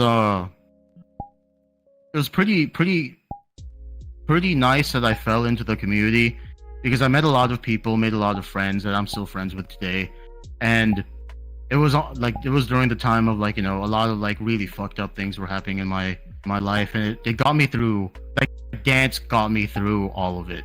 It was really great just to mourning through dance, healing through dance. It was my way of making it through, per se. Yeah. And that's whenever I was like, okay, I gotta learn how to dance, because I couldn't dance before. You look back at my videos and oh my god, I didn't know what I was doing. But I'm like, I need to learn how to dance, and I don't think I can really get that in VR. So I started looking for the dance scene in Houston, which for a long while I didn't even know there was one. I went through the whole stage that everyone has, where it's I don't have anything in my city. There's nothing here. I went through that stage. A lot of people, now, beginning dancers now, especially in the dance community, they don't know what's going on. And I thought about that of Houston. And then, so whenever I did digging, I found my first ever IRL session. Well, before that, I was taking some dance classes from a school called Break Free. They primarily train break dancers, but they had a freestyle hip hop class. But he was teaching a lot. He was teaching popping, and he was teaching, and it was a lot more choreo. And I was like, okay, I guess I can put this into my freestyle. I've long forgotten the choreos that I've learned from him. I maybe remember one, but from that I wanted more. I was hungry for more. So I found my first session, and it was I was looking at it, and I was like, oh, okay, it's in that part of the town, and then it's just in a it led to a studio parking lot, a dance studio's parking lot, but the Facebook posts were saying it's in the parking lot. I'm like, oh, okay. In the summer, I'm like, dang, that okay. Yeah. And then so I took the leap, and then I just kind of sat there. I actually went to my first one with a good friend that some of y'all have actually met, primarily you two. Midnight Eclipse, or a Ven, as I call him. Okay. But yeah, like I actually went to my first session with him, and I was like in awe. I was like, this is dance. Like, this is the dance that I want to do. I saw people crumping. I was like, dang, like, this is tight. I saw people popping, and then I was like, for a while, I was like, oh man, popping is like cool. Like, I want to do popping. Like, this is kind of stuff that I would see like at the high school dances, and then some of the kids would be like, in a dance circle and they'd battle, quote unquote. And then I would see like people popping, and I'm all like, what? Like, what is that? And then like I learned more about it, and I was like, this is tight. Popping is cool. So for a while I was a popper, and then I through the dance community I met Bebotics. Everyone, like our good friend Bebotics, right? Who's that? Yeah, the homie. Bebotics. That's baby boy Botics. Mm-hmm. Oh, baby boy. Yeah, Oh yeah, that break dancer. Yeah, I've heard of it, bro. Yeah. I know what he stands for. Break dancer is wild, actually. It's like a villain for Bebotics. Bebotics, girl. How about you, an anti-fan? Could you imagine if he was B-boy Bebotics, bro? That would be fucking a great name, bro. B-boy Bebotics. That would be a tight name. B-boy Botics. B-boy Botics is crazy. By the way, this is why it's called ADHD Dance. Just so you know. Yeah, ADHD Dance, yes. Perfect name. ADHD Dance, yep. True. Mm-hmm. But yeah, like I found I met AP, who went on to become like my boss for like 1.5 years, and a good friend of mine. AP's the homie. AP's AP's the homie. He leading, like, after popping and the dance, like, interacting with the dance community, I met Bebotics. I met a lot of people who were like, they kept tossing around this term animation. I'm like, what is that? Like, I was like, is this like a side thing everyone's doing? Like they're dancers, but they're also learning animation. I was like, what are you talking about, right? And then whenever I sat down and it was those infamous Tabo videos that I got sent, and I looked at it, I was all like, okay. I'm like, time stop number 1. I'm like, what the hell? I'm like, this is tight. I'm like, you're back during the old lot, man. Like, it was tight. I went to the rabbit hole of animation, and then like I sought out knowledge inside of Houston, which is actually like it's home to some pretty cool animators. AP being one of them, and he was like one kind of spearheading this session, and it's called Foundation Mondays. And then after that, like, it was just like I was hungry for more. I went to some battles. I didn't compete. I kind of just sat there and just kind of like took in what I was watching, and just sort of learning, and then just kind of making my face known and stuff. Around that time, I met good friends like Kato. Kato's the homie. I met AP. I met Killa, and oh man, it was great just meeting them. I know all those guys. Yeah. The funny enough is like we all know them. Yeah, that's tight. Yeah, man. But I was at Foundation one day, and then I saw this guy.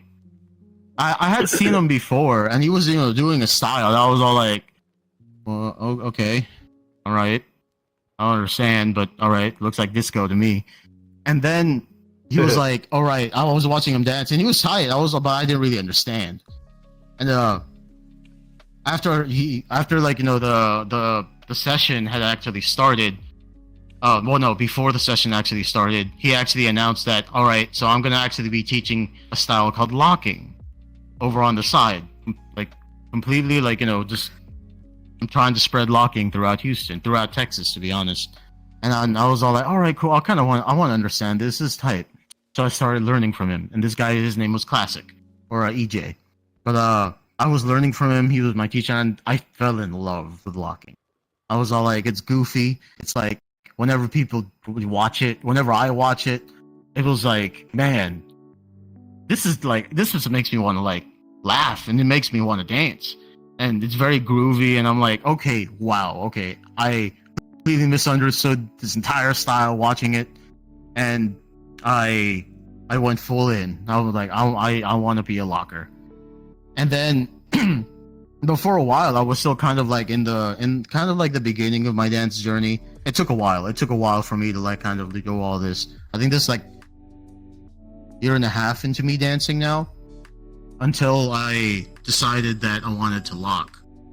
And then unfortunately my teacher ended up passing away, RIP Classic. And there was a specific point in like this big event that we threw for him, right? And it was like a big event, like a lot of people, like it was a memorial event. And then all of us, so many people were gathered. I had never seen like that many dancers personally in that one. Like I think we had like 50 people in that parking lot, and it was really special. And then just one comment that someone made, like kind of set me off on the path that I am today, where they just simply said something along the lines of, everyone wants to fulfill his legacy, but who's going to lock in Houston? And then I sort of kind of like echoed in my mind, and I'm like, I mean, we still have a few, but like they're kind of like, they do everything. So I was like, I can't let that be. I can't let that go.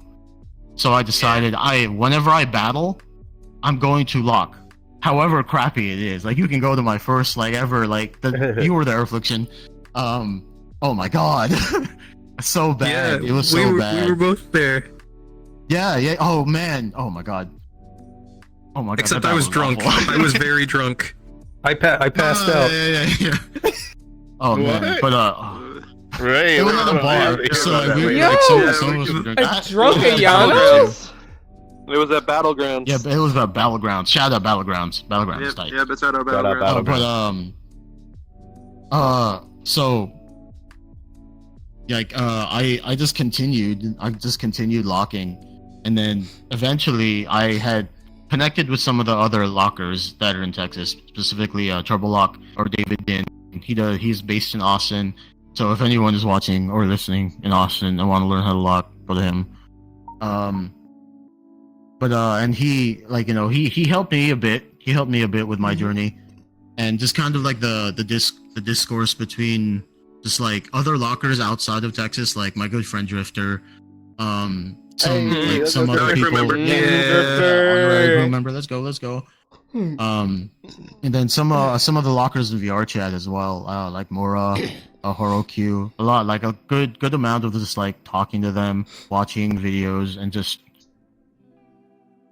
really learning about the style. Yeah. And then for a good while, and we're catching up to be quite recent, for a good while, like I felt that my dance had stagnated, but still the passion was there. But the problem was just that I didn't really, there was no drive to create more, if that makes any sense. But it's through just like watching like one of, like, I say she's one of my favorite, they're one of my favorite VTubers, but they don't really do anything anymore. They haven't posted a video in so long. But they're called Hiroko. Not Hiroko. They're called VDB Hero, and they're a VTuber that locks. And I was watching that, and I was all like, and they were locking to, like, I remember they were locking to, what do you call it? It was an anime movie. Dang. Editor, whoever you are, I'm going to like send you that, and you can just put it above my head or something. Like to an anime. It was essentially like an anime like song. I'm like, that's crazy. I was all like, they're hitting so many like different notes, and I'm all like, to a non-traditional like locking. So I was like, that's wild. And then so I started picking it up. So I started like again. Oh, sorry, my bad. No, you're good. But I started like trying to experiment. I was like, can I like lock to like B-Bodics is what do you call it? It's Doki Doki track. It's Doki Music. Oh my And, god. Doki tracks. I tried still finding have the to way to dance do to that. any of those. I still have anime to all of those. Oh, they're tight. You have to. We could do that in a lab. We could do that in a crew lab. Oh sometime. yeah. Yes! Ooh, that'd be Yeah, fun. you That'd be could do fun. that. I need to do that as a training. That would chat. I you was tried like, out all of them? can I lock to juking tracks? I I'm like, hate okay, I that can do this, song, this, and this. bro. I can adapt to the timing. I was like that completely like revamped everything in me. I was like just locking to tracks that you wouldn't really lock to, but I still had that love for like funk and like the 90s hip hop, disco, soul, and all that. I still had that love, but I was like, I want to see if I can rap to, I don't know, Shape of You by Ed Sheeran or something. I'm like, and then I had to look far beyond like the scope of how you view locking, right? And I was like, all right, cool. Because whenever you see people lock, it's very much in a very playful way. It's very much like you want to smile. You want to smile whenever you watch a locker. Whenever I'm locking, You had an experience like that recently, actually. Ooh, I want to hear that. But I want to hear that. I want to hear that. I want to hear that. Another experience with a locker? What? No, he was like. Sorry, go ahead. Oh, I was excited, but Oh wait, yeah, we can say it. Yeah, why not? Yeah. So we were at the session like literally last week, and he finally got it. He went into the circle. By the way, this is a big session. We had like I don't know. It was bigger than normal this time. Yeah, usually it's a little more smaller, but a lot of different styles there this time. Lots of like hip hop. We have poppers. It was all over the place. Oh, that's tight. Anna goes in, does his locking and stuff like that, and the way he ends his set is he puts it on his hand, he goes like this, looks around the room, and fucking claps, and everybody just clapped the loudest clap. Nice. Everybody Everybody got so hyped. Yeah, they were so Nice. they were like that shit.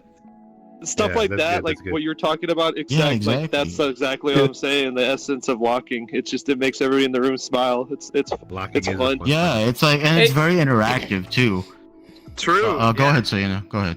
I was gonna say is like every time I end up like seeing locking, even in like some video games like Persona, Persona Yakuza.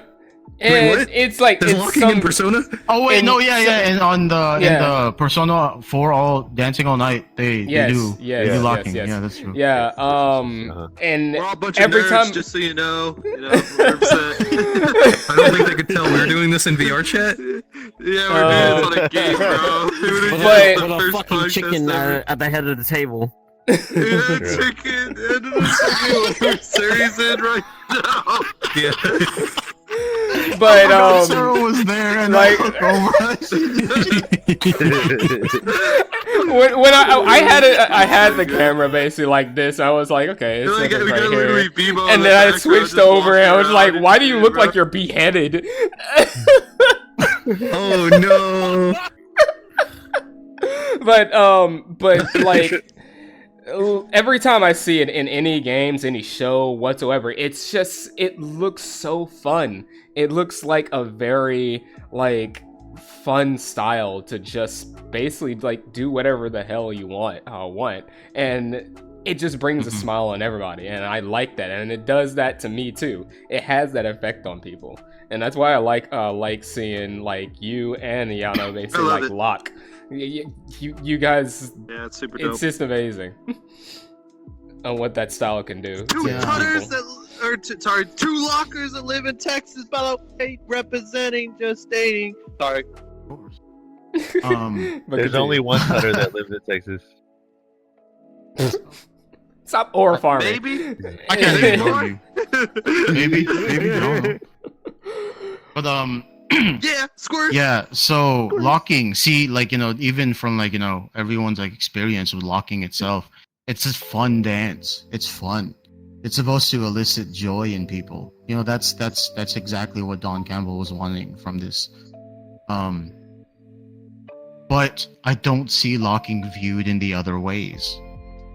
I don't like.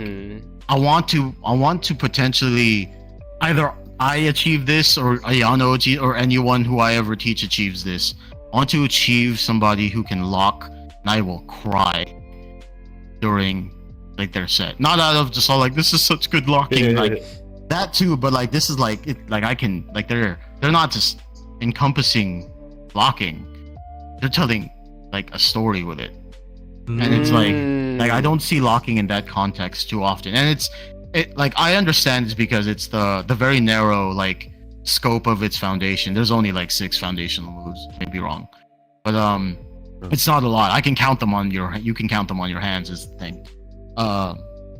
But that's kind of my drive, kind of like lock now. That's why I haven't really like currently I haven't been listening to a lot of like funk music and stuff. Like I've actually been like completely consumed by this musical I just learned, and after watching it like I think at this point like 7 or 8 times, I find myself locking to a lot of it, and I'm like I'm locking to a freaking musical. I'm like, that's like locking to like not gonna miss my shot or something like that. I'm all like, okay, I'm getting to where I want to be. Like if I can lock to a musical where sometimes I don't have a beat, but like, what was that? Is it what? Is it Wicked? No, it's called Epic the musical. Epic. Oh yeah, you were literally just talking about that. Yeah, we gotta watch that. Yeah, we're watching it. It's really good. Yeah, then we'll watch Cats. Oh god. Yeah. You know what's funny? I need ample amounts of alcohol to watch that. You know what's funny? Speaking of cats. Go back to your chair. Speaking of cats, What about cats? Affliction. There's basically 2 dances that you're probably gonna end up seeing on that movie. That usually some people don't agree with those 2 dancers, but everybody likes them. Wait, there's dancers in Cats. Oh yeah, we know who's in there. Yeah, who? Name them real quick. Wait, who? Yeah, go ahead. You probably never heard of them. You'd probably never heard of them. Low and okay. Wait. Affliction. Think of the 2 most famous dancers you can possibly think of. Go. It's not what. Who are like by far? No, who are by far like the 2 most popular dancers? Who was basically celebrities like at this point. They like, are literally like, celebrities. Who are 2 dancing celebrities that come from street dance? Yes, they came from street dance. They came from the They're gonna ground tell up. you right now. Yes, the Lay Twins. Yes, the Lay The Twins. twins? They were in Yes. Cats. Yes. I didn't know that. That's so funny. Yes. They were in Cats. Yeah, I know. Okay, we're saving that one for the what dances like the non-dancers episode. Wait, no way. You're telling me that like twins are in the Cat movie? Okay, now we gotta watch it. Oh god, did they dance in it? We can do it while drunk. I'm saying like we'll have a good time. That'd be a podcast idea Oh. on its own. Us reacting to watching the fucking Cat movie. That'd be a great one to do. My god. They were also critiquing the dance in Cats with the only the twins. scenes with the twins. Yeah. They were Only also. scenes with the twins. If you haven't seen the recent Men in Black movie too, they're also in that. Just putting that out there. Oh, What? Really? Yes. wait, how recent? Which minute That was not recent, Sayuda. That was like 2017. Was it? Oh damn. Okay, Yeah, I was gonna say, 2017 did they Men in make Black. a more recent one? 2017 Okay. Men in Black. 2017. Yeah, but yeah, they were in that. I'm not gonna lie. That's 8 years ago, Sayuda. Listen. Stop listen. it. Stop My it. bad. Stop. This might be bad, bro. But like, I'm not gonna lie. When you say like celebrity dancers, my mind was not thinking the twins. I was thinking like Who were Michael you thinking Jackson. then? Like, there's no way that fucking No, Michael Jackson. No. You're like they had Michael Jackson in Cats. We got Michael Jackson impersonators and Cats. But yeah, Nonstop? I continues. was gonna say Nonstop's in there, bro. There's no way, bro. Nonstop's in Cats. You know what? Whenever you said that, though, I thought I was all like, Yeah, oh, Nonstop in dang. Cats would be actually pretty dope. But it continues, Dang, why am I City. blanking on his name? The creator of Crump. Tie-dyes? Tie-dye? I was like, tie-dyes and cats? Honestly, I'm just gonna say it. Like, it is undoubtedly, and we can have this debate. Like, we could create like a whole like debate for it.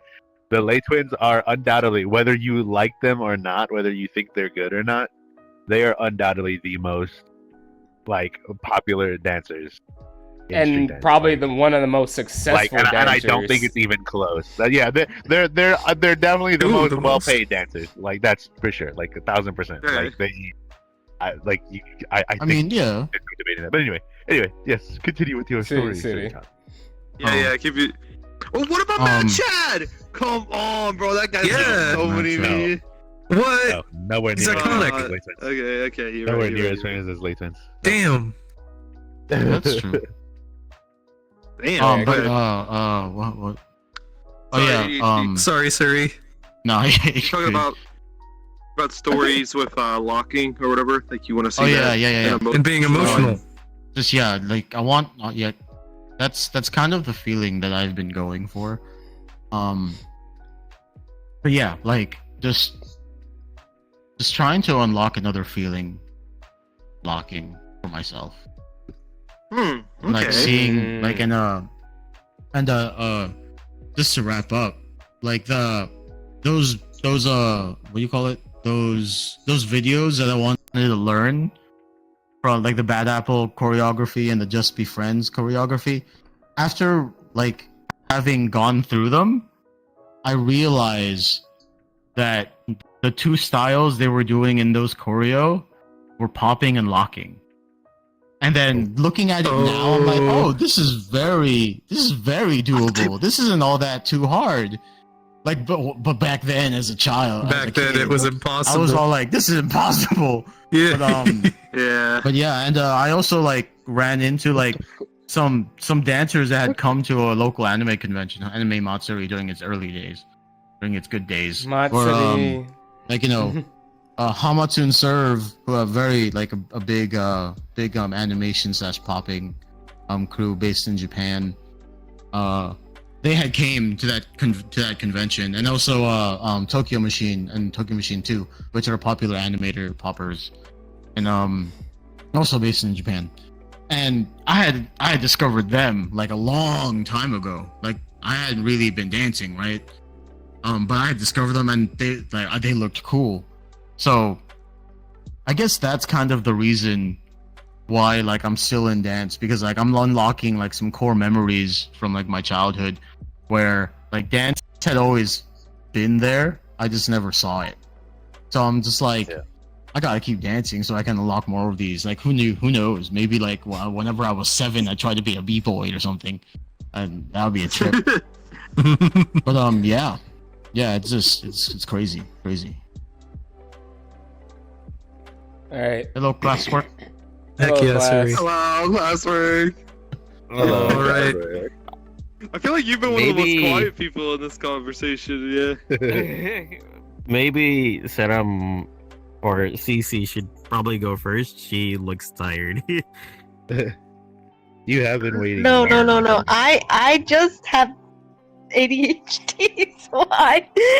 You're in the right place. Yeah, you're in the right place. I'm legit crocheting a bag right now. That's what I'm doing. I have my headset over here and I'm crocheting a bag right now. Nice. Oh my god, that's funny. Is it ADHD and ADHDance? Oh wait, no, it's ADHD and dyslexia. That's like you're half. Was it like What's the book series with the Greek mythology stuff? Yeah. Oh my god. Yeah. I'm secretly Percy Jackson. I'm so mad. I have ADHD and I have dyslexia, bro. But I'm yeah, legit. I'm not tired. I'm just crocheting a bag. I was if I'm being honest, my ADHD just basically said, "All right, I'm just gonna eat ice cream during this." That's just me. No, legit. Yo, I ain't gonna judge. I just ordered McDonald's and I'm waiting. I'm waiting for my McDonald's to come. Oh my god! Did you ask for that like 30 minutes ago? Bro. Right. Okay. So you go. Oh my Class. god. Okay. Go ahead, boss. Yeah. Okay. So You remember the topic, right? Yeah. Dance journey. Where we like how we basically start. This is actually funny. I didn't get into dancing solely for the purpose of just like, oh, let's do this and let's do that, like let's battle and everything like that. I just got into dance because I saw a little YouTube video that's literally called Party Rock Anthem, and then I saw the choreo of it, and I was like, yo, this is pretty cool. Actually, that's crazy. I actually took. The thing is that I used to live in a place that's called Chattanooga, Tennessee. Adding myself a little bit, but it was from there, right? Okay, listen here, okay? It's the town that I grew up in, okay? That's my hometown, okay? Opposite side of like where you are and everything like that, right? How did you get where you live now, bro? Yeah, I migrated west, right? It's crazy, right? Okay, Because I migrated west. Oh, okay. Oh man, no, but that's funny. It's because of that, right? I I wouldn't say fell in love with shuffling, but it's like that was the first like instance of actually me viewing what dance is in a sense. And because I had a musical background, I was like, okay, I could probably follow along to this. So I looked up tutorials and like videos and stuff, and they were teaching it, and there were like different versions of it. There was like these guys that was teaching it, and then I believe the Quest crew was also like I wouldn't say teaching it, but they were like, I remember watching those. yeah. I saw them and stuff, and I was just like, whoa, this is really cool. But it's like it was like the Quest crew, and then you had like some people that was also teaching it as well, and I was like, yo, this is dope, this is pretty cool. And I was like, what like is this actually like what it is, like, and everything like that. And then I was like searching up like Party Rock Shuffle, Party Rock Anthem. Were you doing it every day? Yeah, I was actually doing it every day, right? That's actually a good choreo for the basics. But It has the foundations of choreo, shuffling in it. It's really cool. It's really cool. But it's because of that. Every day, I was like, yeah, I learned it. Yeah, I was like, yeah, I learned it. What do I do? I was like, no, I was just like, what now? I was like in my room. I was just like, and the thing is, I didn't have a big enough room. I'm like in one of those like little box rooms and everything like that, so I didn't really have the space nor the place to practice. But Shout here's out the to thing. boxes, yes sir. Oh, sorry. But here's the thing, right? Is that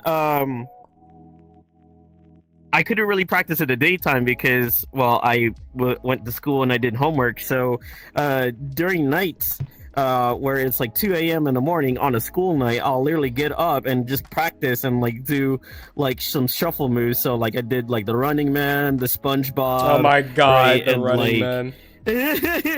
and like a couple pivots here and there, but it was just me just being like silly with it because I was just like, oh, this is pretty cool. I didn't do anything with the choreo for like a good 2 years, and they're like, there's this Filipino party that was happening that occurs once a year near Christmas, and they're like, oh, we're gonna play this song, by the way. They played it, and I recognized it. I was just like, this is the Party Rock Anthem. I know this choreo. Hey, I can dance to this choreo, right? And then they're like, oh, really now? Go ahead. And then, like, typical Filipino parties as well, they also get the kids along up there as well, alongside with me. So you had me and, like, 14 other kids who doesn't know the choreography, so I'm over here like going ham and everything like that, and then the rest of the kids are just like looking at me and just standing off on the side, just like dumbfounded, just staring at me. That's so true. No, that's so true though, because like the majority of my dancing always happened at quinceañeras. Like, That's I was exclusive for a while. I almost exclusively danced at quinceañeras because Oh my gosh. And The like quinceañera tutter. I think she went. I think her McDonald's is here or something, but it's fine. But it's from that I was just like, yeah, that's pretty cool. And then like around 2011, 2012, I looked more into shuffling, and then I found like actual like different way. Well, I wouldn't say different ways, but like shuffling to like different music. You'd like shuffle to like Melbourne bounce, and you shuffle to like hardstyle, right? And I was like, that's when I got into hardstyle too, and I was just like, yeah, shuffling hardstyle. And then I saw the fits and everything like that, and I was like, oversized pants. Oh my god. Oh god, I remember that. Oh my god. Oh Bro. my lord. And it's usually people in Germany and in Russia that they always wear them all the time. Here too, Yeah, I never seen them in. I never seen them here that often though. Like the electronic like scene, like as a culture movement. Like it has huge waves in Europe and Germany. Huge. That's why you have electro and all that. Shit. Yeah. And jungle mixes too. But I know it's that like- for a fact. It's down there. Dude, all I can It's- think of when there I was think this- of like that, dude, is like the fucking the techno Viking, bro. I don't know why. The techno Viking. Oh man. How I knew about the techno Viking was I know people don't like the game. I know people don't like the game, but how I knew about Techno Viking was through League of Legends back in 2012. That is how I knew everything. Yeah. Oh yeah, wasn't it one of the emotes? Olaf. It was basically one of Olaf's emotes. Yes. Yeah. What year did you say? What year? 2011, 2012. I started in season 2. Oh. Oh, that's when I played. Damn. That's so funny. Those better days back then, man. It was. That's how I also knew Give me about back like, my death cap, bro. Give me back my death cap. Oh god. Okay. But continue, class. Back to classwork. Yeah. So there was this one shuffle video that I was watching, and it was just this guy that had like this oversized pants and everything like that, and he was like, "Oh, I'm gonna look at him do the running man." The dude was sliding all over the place and stuff outside, and I was just like, "What? Is the ground wet or something like that?" It was like ice skating with like no laces or something, right? And I was just like, "How the flip is he doing that?" Right? But I was just like, whatever, right? And I was just like, if you can do this with just that, that'll be crazy. So I was just like, yeah, I'm gonna dance, but I'm in buttfuck Chattanooga. Where the fuck am I supposed to go, right? Because I was just like, I don't know where to go. Like I go to a private school and everything like that. Like dance is literally frowned upon at a private school, literally, right? Because they're Simple. one You of just gotta those do a schools. Footloose. Yes. Y'all both saying that at the same time. And you gotta your shoes.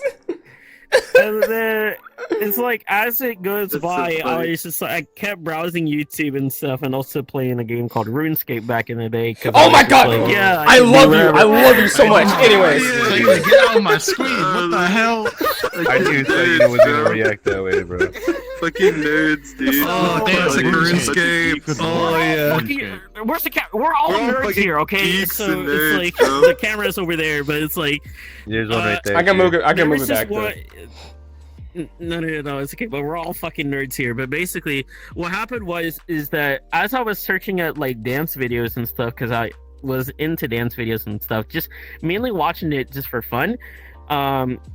I stumbled across this three specific videos actually. The first video was Nonstop's Pumped Up Kicks video, and I was just like, yes, I could kiss this is you. really cool. Anyways. Right? The second one was this performance between two guys who were all they were in gray, and they were doing this little performance to like it started out with like clocks, right? Not clocks dancers, but it's like Robot Boys? I think so, but it's just like it's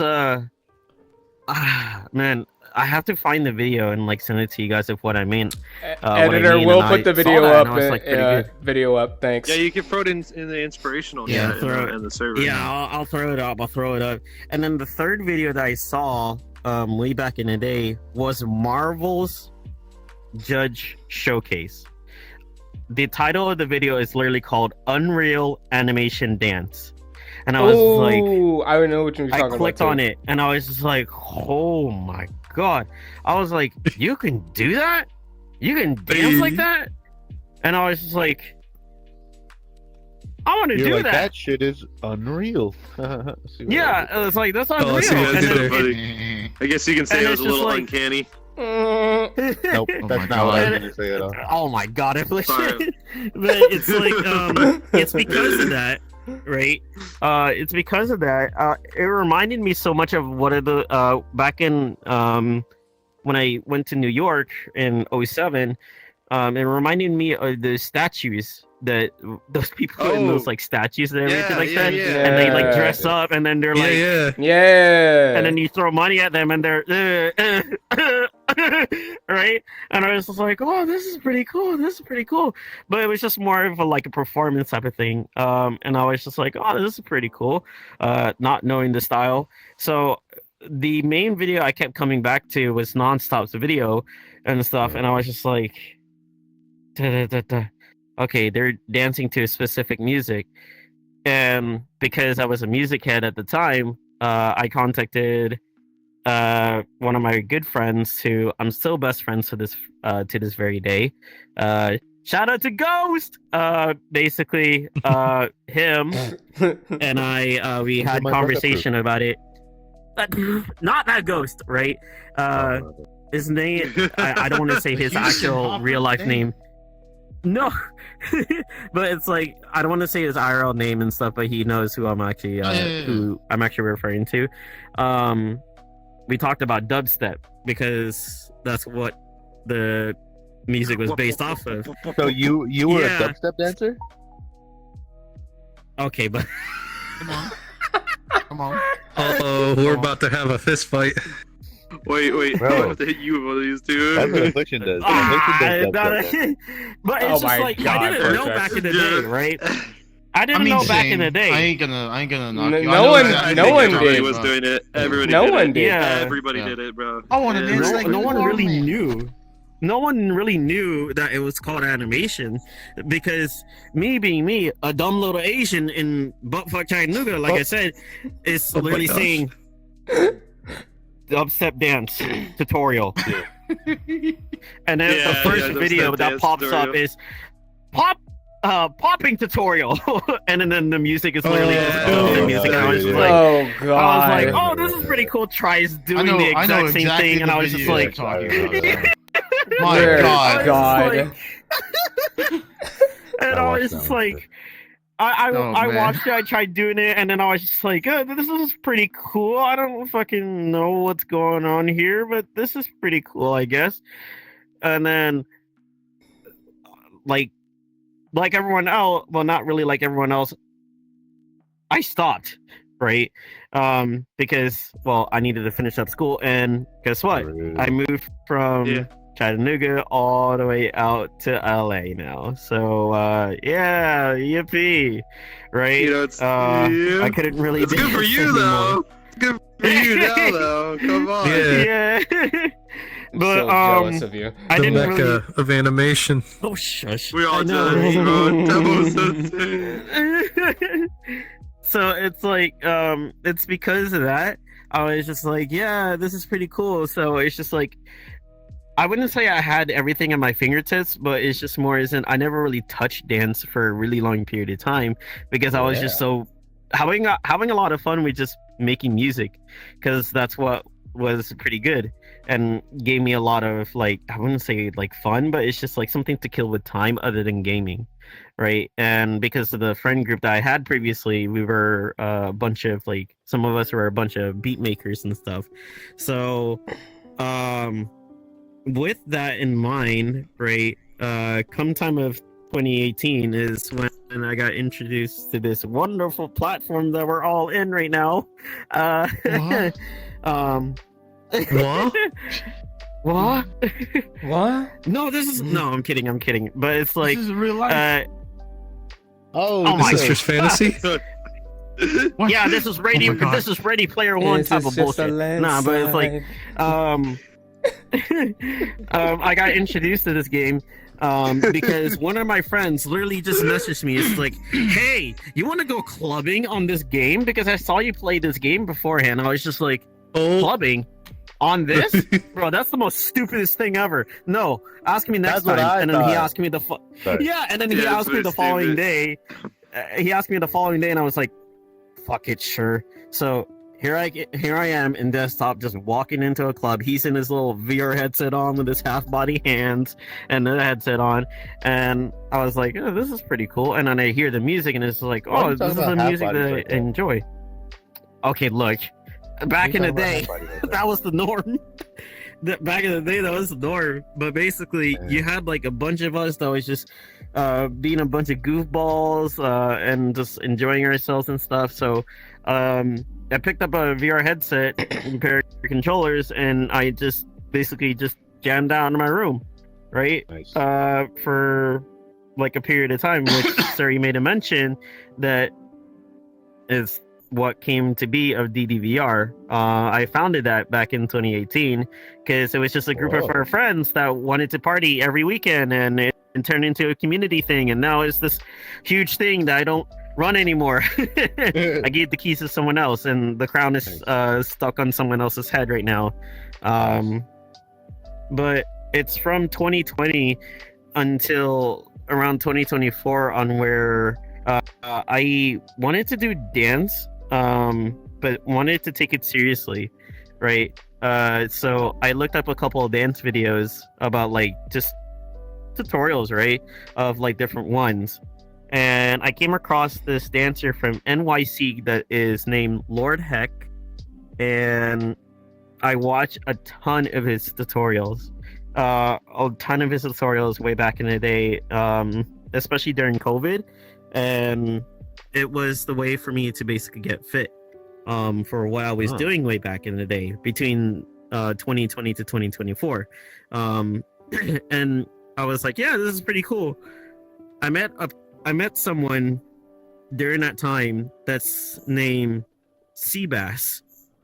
It's Seabass, right? Whoa. I'm gonna kill you. Protrax, I knew you were gonna say that.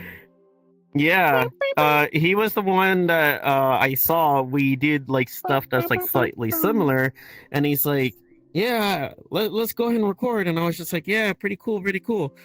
And that's when I first encountered about IDA is through Seabass. And I was just like, oh, this is pretty cool.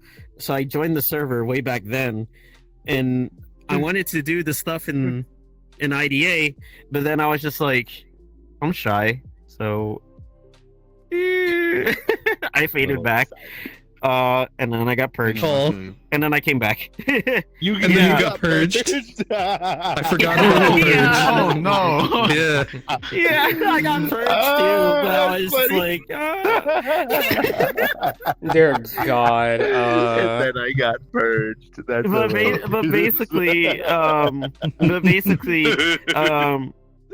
if it wasn't for that side of the community, especially where I came from, I wouldn't be here today, because I want to say this, I didn't follow the doors of that side of the community. I will say that.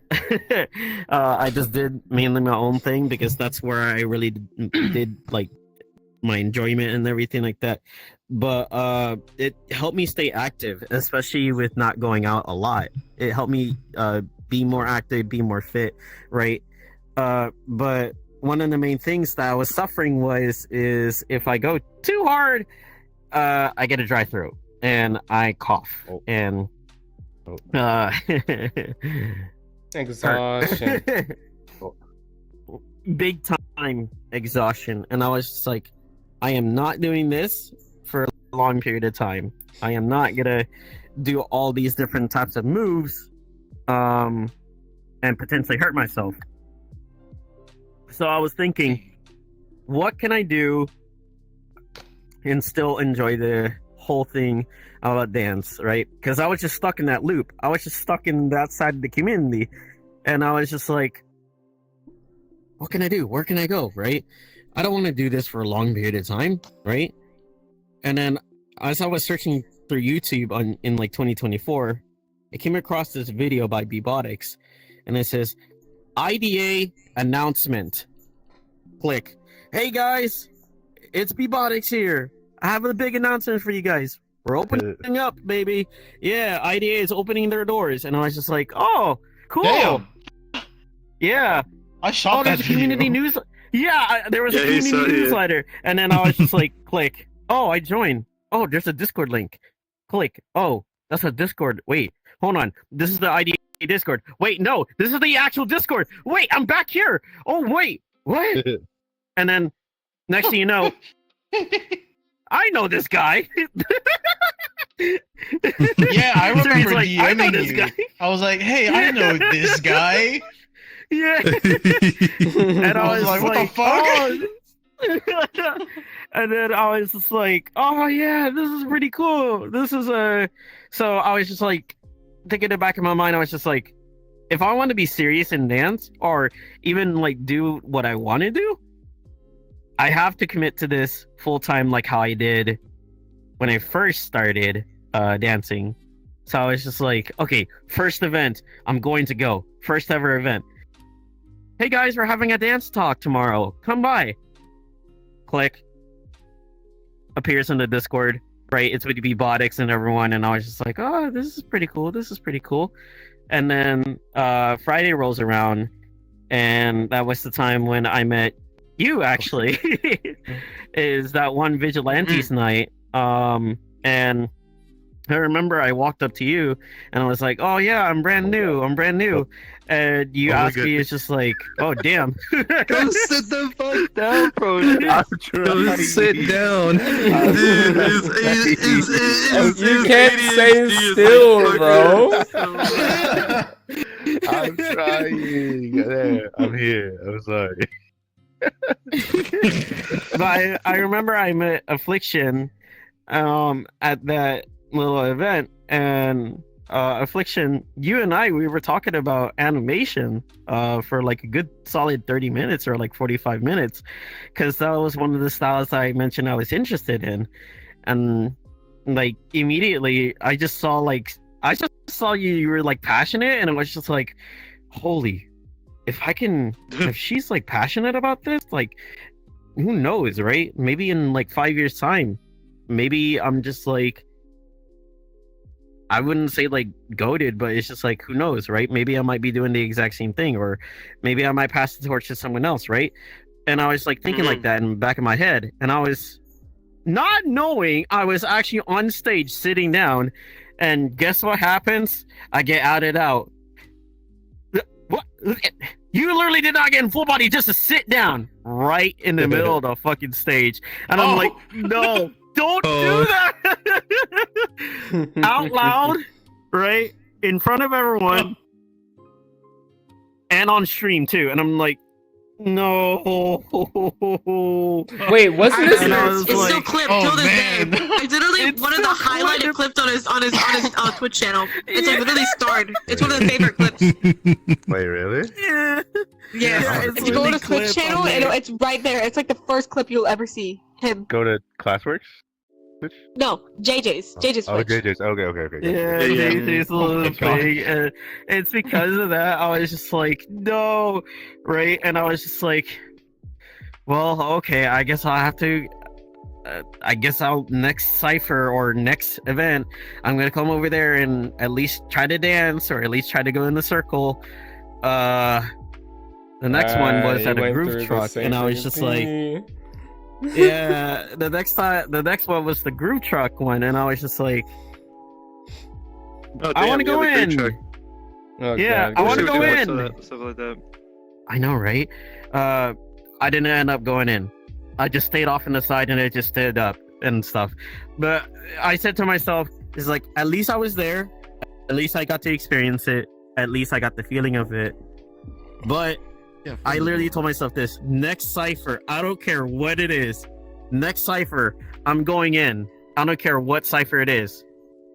Hey guys, we have a little announcement to make. We're having a collab with the virtual reality show.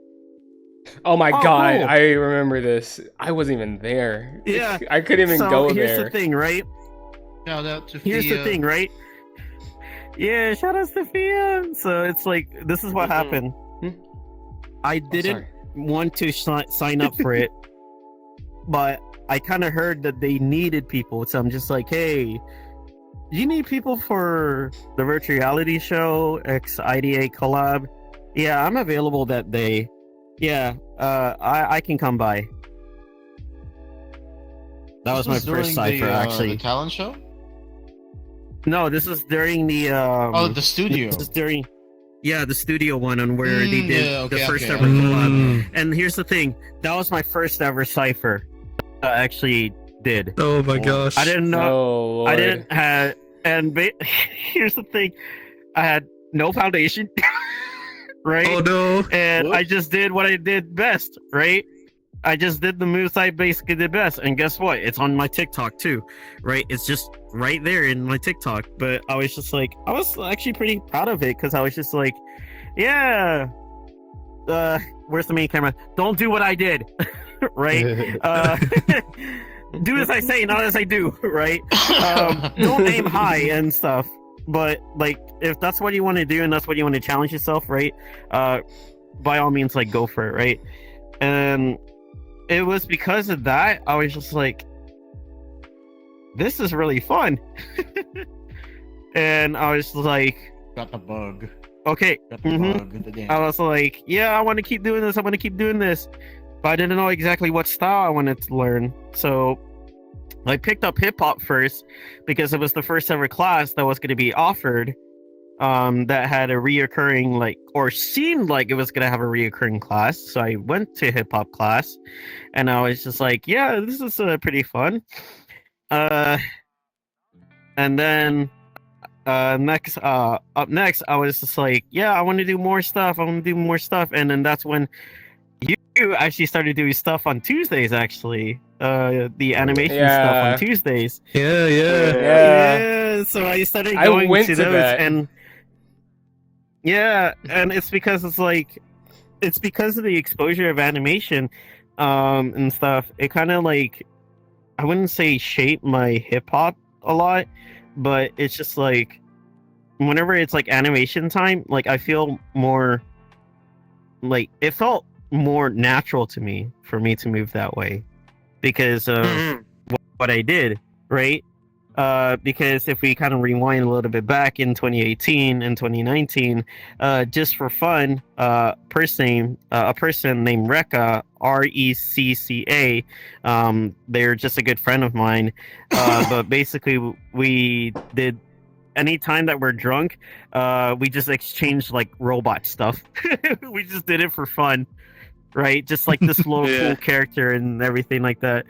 But we didn't do it to like the music or anything like that. We just did it for fun. And I was just like, yeah, this is pretty funny. This is pretty cool. So I was just like, when I went to your sessions, Affliction, it was actually pretty fun. But as time progressed on, I pictured myself doing hip hop. And I kind of got flashbacks of me like getting tired and everything like that. And I was just like, I don't want to keep doing this. I don't feel like I would be good moving this way. And I was just like, what can I do? Like, what is the style for me? So that's when I got in contact with Theo Affliction. And we had that little talk. And we found out a lot of things of what I liked. And now, I'm training animation and also went to classes too. So I got taught by Robozilla. I got connected with Bebotics now, right? I swear to God, Protrax. If you say who's Bebotics, I swear. But who's I got connected with Bebotics? Bebotics. Okay. Sorry, some guy who lives in LA that like goes to a bridge and learns from a wild sensei. Take a drink every time we say Bebotics. And I'm not gonna lie. I'm just gonna put this out here.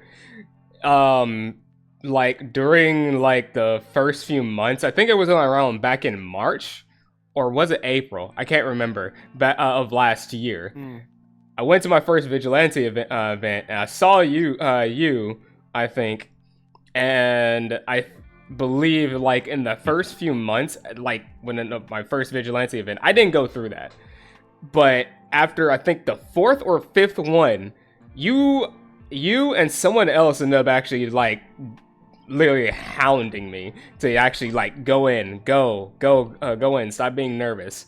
And yeah, I would like to say thank you, by the way, because you guys actually pushed me through that that fucking hurdle.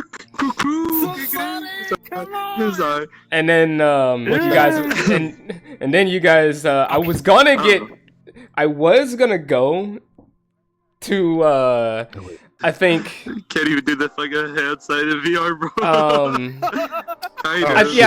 Yeah, that's right. I was gonna be hanging around like Jolt Heart at first, and to learn a little bit more about animation. Can you spray the fucking logo on the table? I know you have. One of y'all has the spray. We should do that. Yeah. Classwork, do that. Is it? Oh shit! Wrong logo. Hold on. No, did it go on the bottom? Did it go on the bottom? Wrong logo. It's on the floor. No, it's on the floor. Hold on. Yeah, it's right here. Hold on. It's on the floor. Hold on. I got you. It doesn't go on the table. Hold on. I got this. Hold on. Now that I think about it, Let me didn't part of the reason SubZonic became a thing is because I dragged you all to like fucking ciphers or labs every single fucking night? Yeah! I would text every one of you. I like randomly 12 a.m. in the morning and go like, guys, let's dance. Let's dance. Look at the wall.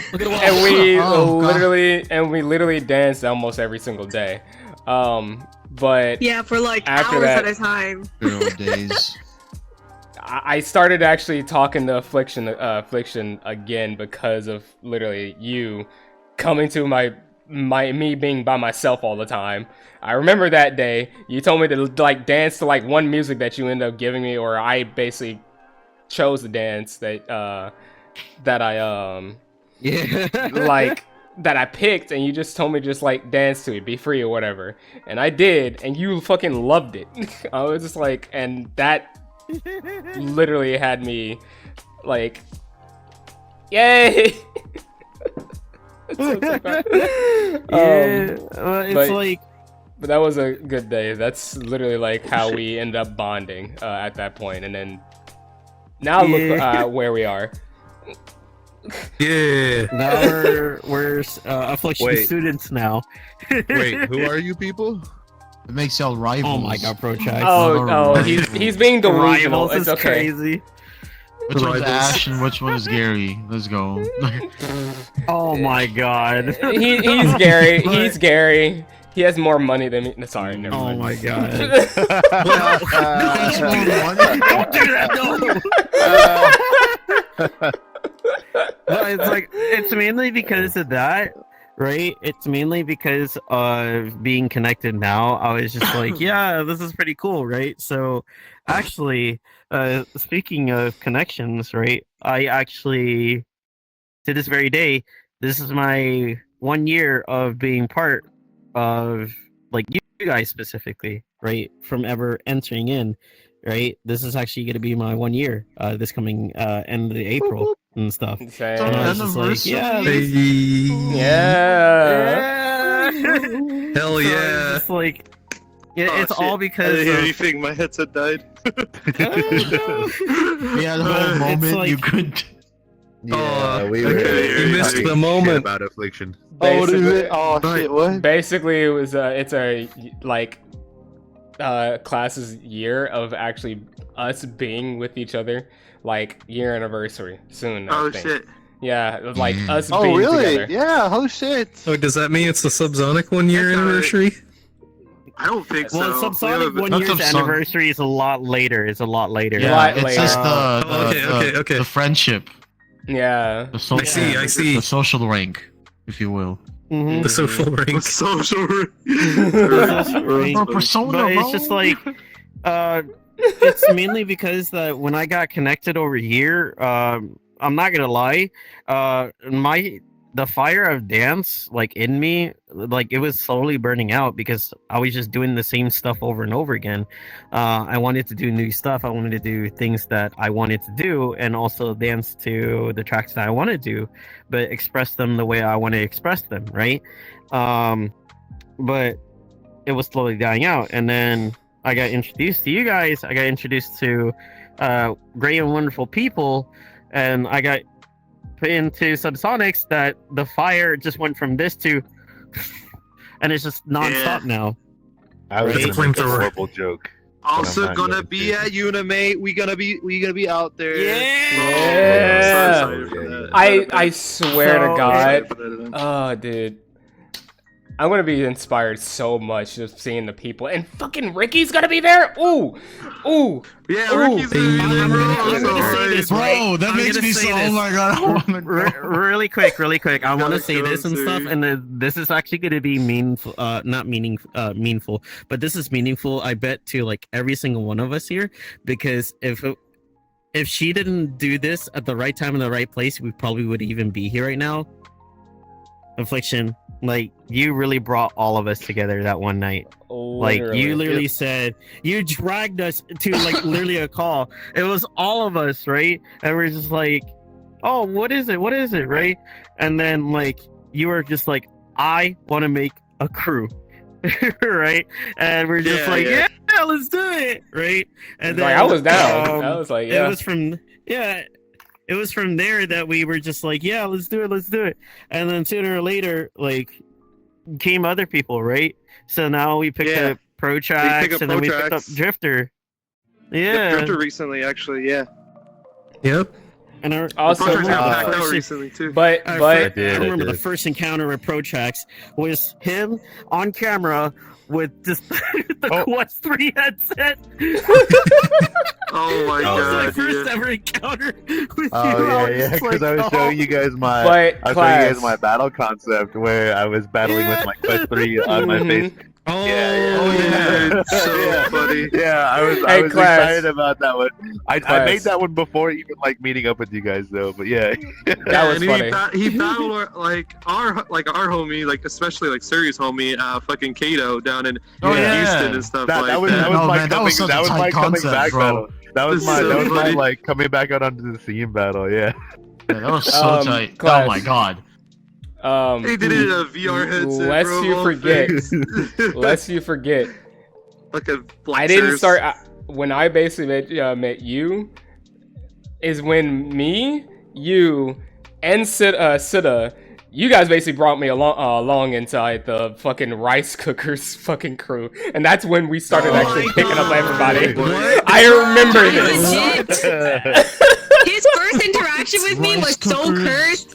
I'm so confused why we're friends now, cause legit, I remember I looked up at his banner one day and I saw rice cookers. No way! Are you Asian? I can't believe. Like, no, I'm not Asian. Oh, get the fuck out of my face. Leave right now.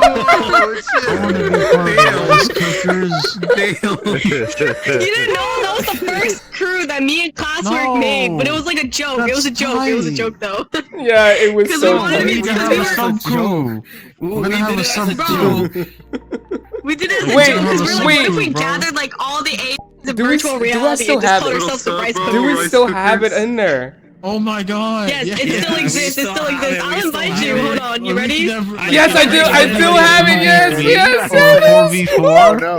And it's just us. We're gonna be calling ourselves the rice cookers. Gosh. Oh, why did no one tell me I was wearing the wrong band?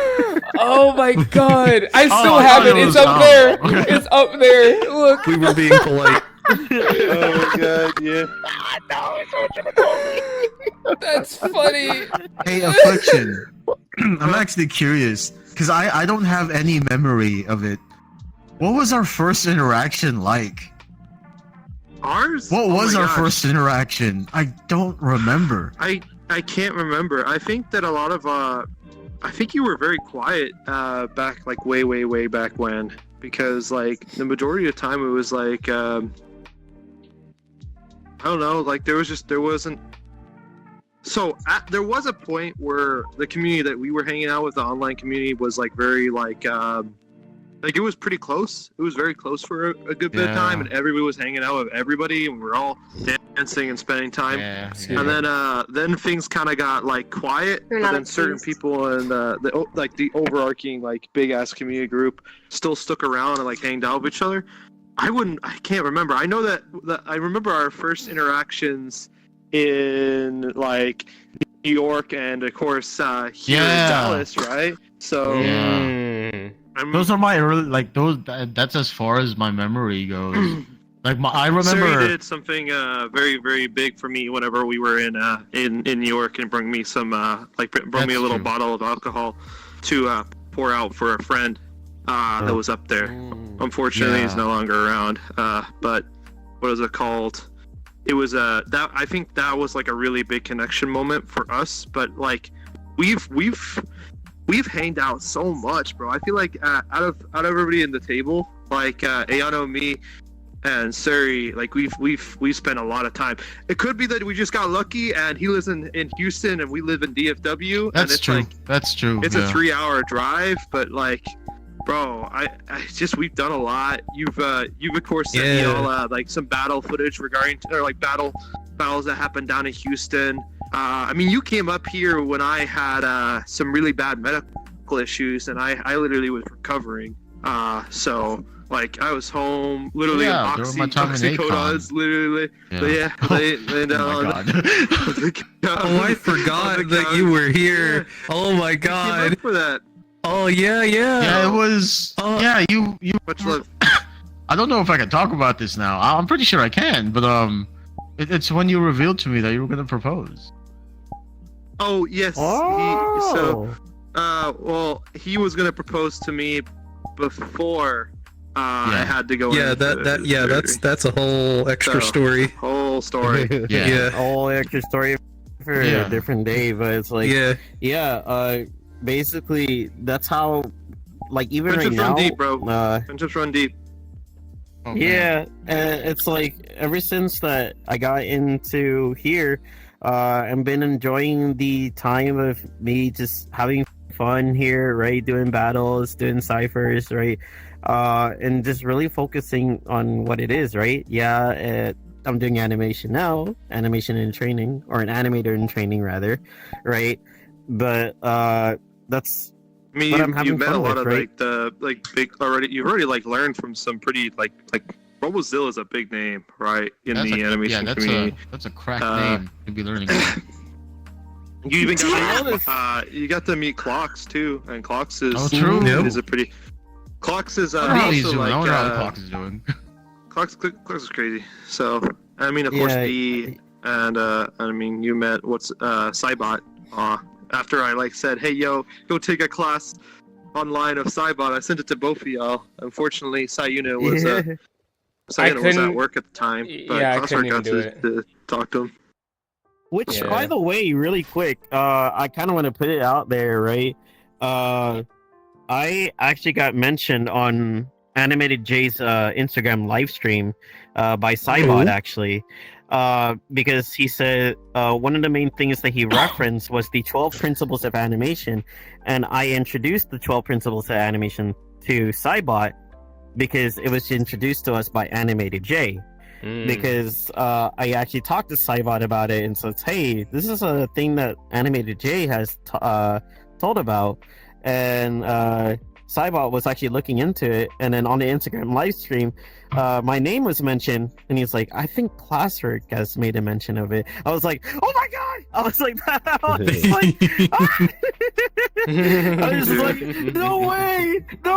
I was like that, and I was just like, I was like this little, like, I was like, being one of those like crazy girls in like a chair or like something like that. I was like, dude, I'm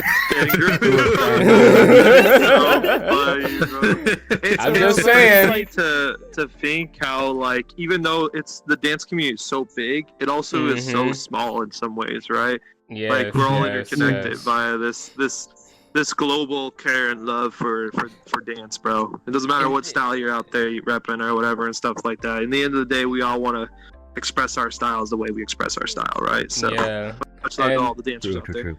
And the thing is like with that, it's like we can't all forget like where it all started too. So it's like we started from like the from the start, started from the ground up, and then we just expanded from way back when. It's just crazy. It was like whenever I was now. born. Yeah, it was like whenever I was born at the beginning of time, the creation of the universe. Oh my god! Being a tutting deity. The universe did not exist before that. Oh my god! So have you gotten lucky to getting interactions with the Tut gods yet? I know you want to try to get. But I want to say this though. I want to say this though. One day.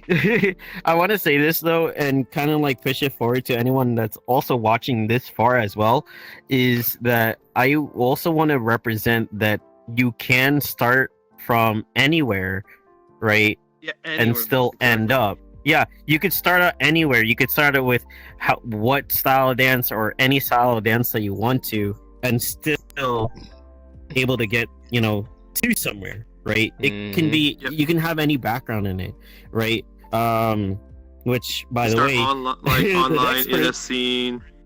Yeah, anyway. Which the next person actually has a little bit of a background in dance, actually, because I remember when she first started, she would come up to like people like us and say, "It's just like, oh, I don't know how to do this. Oh, I don't know how to do this." Right? I did choreo and everything like that, right? Look where she's at now, right? She's a monster. She's an actual monster, by the way. I'm about be frank here. She is a monster. Lady CC! Yeah. Lady CC, do you know who they're talking about? Oh my god.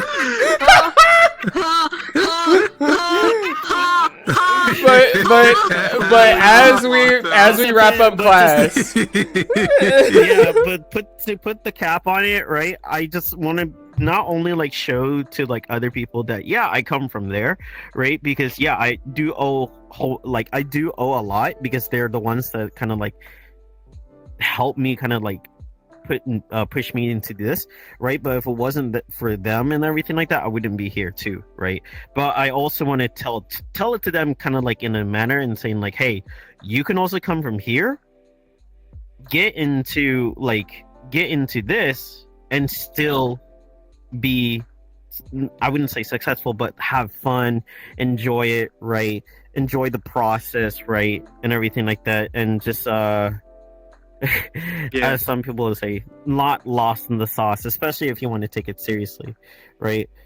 And get connected too, right? Get connected to not only to other people and to your scene, but also get connected all over the world too, because who knows where it's actually going to be, where you're actually going to go. But speaking of getting connected to their scene, Before we go on, though, can we do a slight intermission real quick? Just a small intermission. Right, guys, we're back. Hi. Oh. Sarah. Hi. I'm set up. My alter ego dance name is Lady CC. What the fuck is the question again?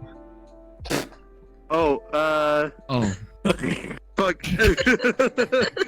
Tell us about your dance journey and how you got started. My dance journey. I guess I'll mix in my music journey too. Yeah, because it's it part of the all culture started when there was little Cece. She started off with a piano, violin, viola, cello, double bass. I went with all the instruments in the orchestra. The whole orchestra. And piano. I was very... Let me preference this real quick, alright? How you're feeling right now fits your whole entire avatar. Putting that out there. But anyways, continue. Yep. Are you calling me bad? No. The way it looks on the face. Blitzed. For the listeners out there, she's a chicken right now. She is currently a very high-looking chicken. Was it? I have been a musician for my full 18 years of life. Wait, 18 years of life? Yeah, 18 years. It's been like 18 years since I've been a full-on musician. Damn. Wait, 18 years I of thought life? you were I like thought you were. Wait, what? No, she Yeah, I means am like 21. yeah, she means like No, she was okay, probably okay. started. She means at she's 30. been a musician for 18 years. Yeah. Wait, what? Wait, what did you start? Wait, you were playing 3 music years since old? 3 years old? Yes. I started off with the piano, then the violin, then the viola, then the cello and double bass. Her parents were Man, those things type be of different parents. in Korea, bro. Her parents Things were be those different type in of Korea, parents. bro. I'm just saying. Wait, how much?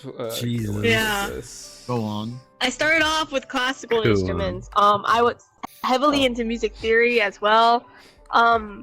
But in Korea, the music industry was huge. So I slowly started going into the music industry and the acting industry. I started off with acting first. I was in a few K-dramas. I was in like one popular K-drama of a traumatized kid calling out for their mom. Every single what time is this it? adult Oh went my back gosh. there. What's the name? Yeah, I what's wanna the watch name it. of the Like- K-drama? It was Sunshine something, but all I remember as a kid Wait. was that I was the actress of. So you know when like there's an adult and they like flash back to when they were a kid when they're traumatized. I was that kid. Oh, I was basically the kid version of that woman. Oh, Yeah. Oh god. That's funny. I remember my 3 words, bro. Oma, oma, oma. Mama, mom. Is it called Mr. Sunshine? How did you know? I looked it up. he probably looked it up. She's getting dodged. All right, we're Looked up good. Sunshine K-drama. That sounds You're the that funny sounds kid, familiar. though, I don't know if it's person that one. going, It might be "Ma, that one. ma, ma." But it's just mom, mom, mom. Legit, those were my 3 lines. It ended there. But I started to learn producing. So I learned the I never acoustic stopped that. guitar, the electric bass.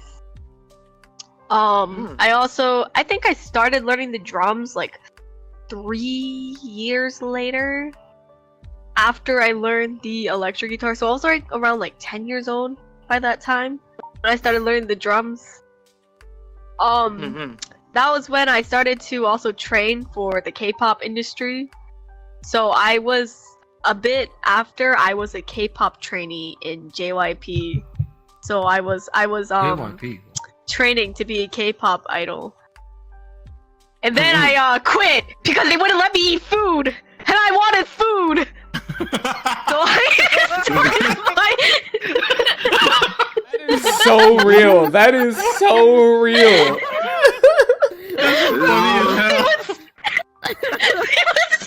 They would starve me for like Oh, 3 no. days. I'm like, I need sustenance. Who the fuck wants to live like this? I don't care about my music life. You can take it, god damn it. I don't want to be a robot for the rest of my life.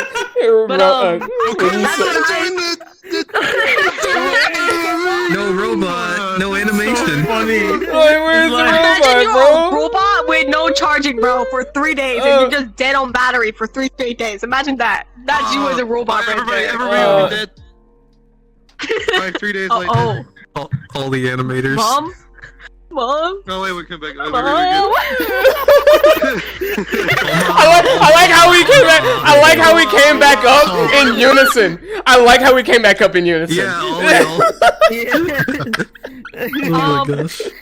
But yeah, I just started to learn how to produce from there, cause at that point, I think I just gave up the K-pop idol life. I just couldn't do it, bro. I couldn't hold it. I couldn't do it, man. Listen, So an I started idol, learning being how an to idol audio is engineer. You know it is. Yeah, I started it to is. learn how to audio engineer and produce, and I started getting a living from that. I started selling my my music. I started becoming a top liner, and eventually I got my job at my company and became a ghost producer and a ghost top liner. So I'm behind the scenes, bro. Nobody knows who the fuck I am, but I'm behind Okay. the scenes.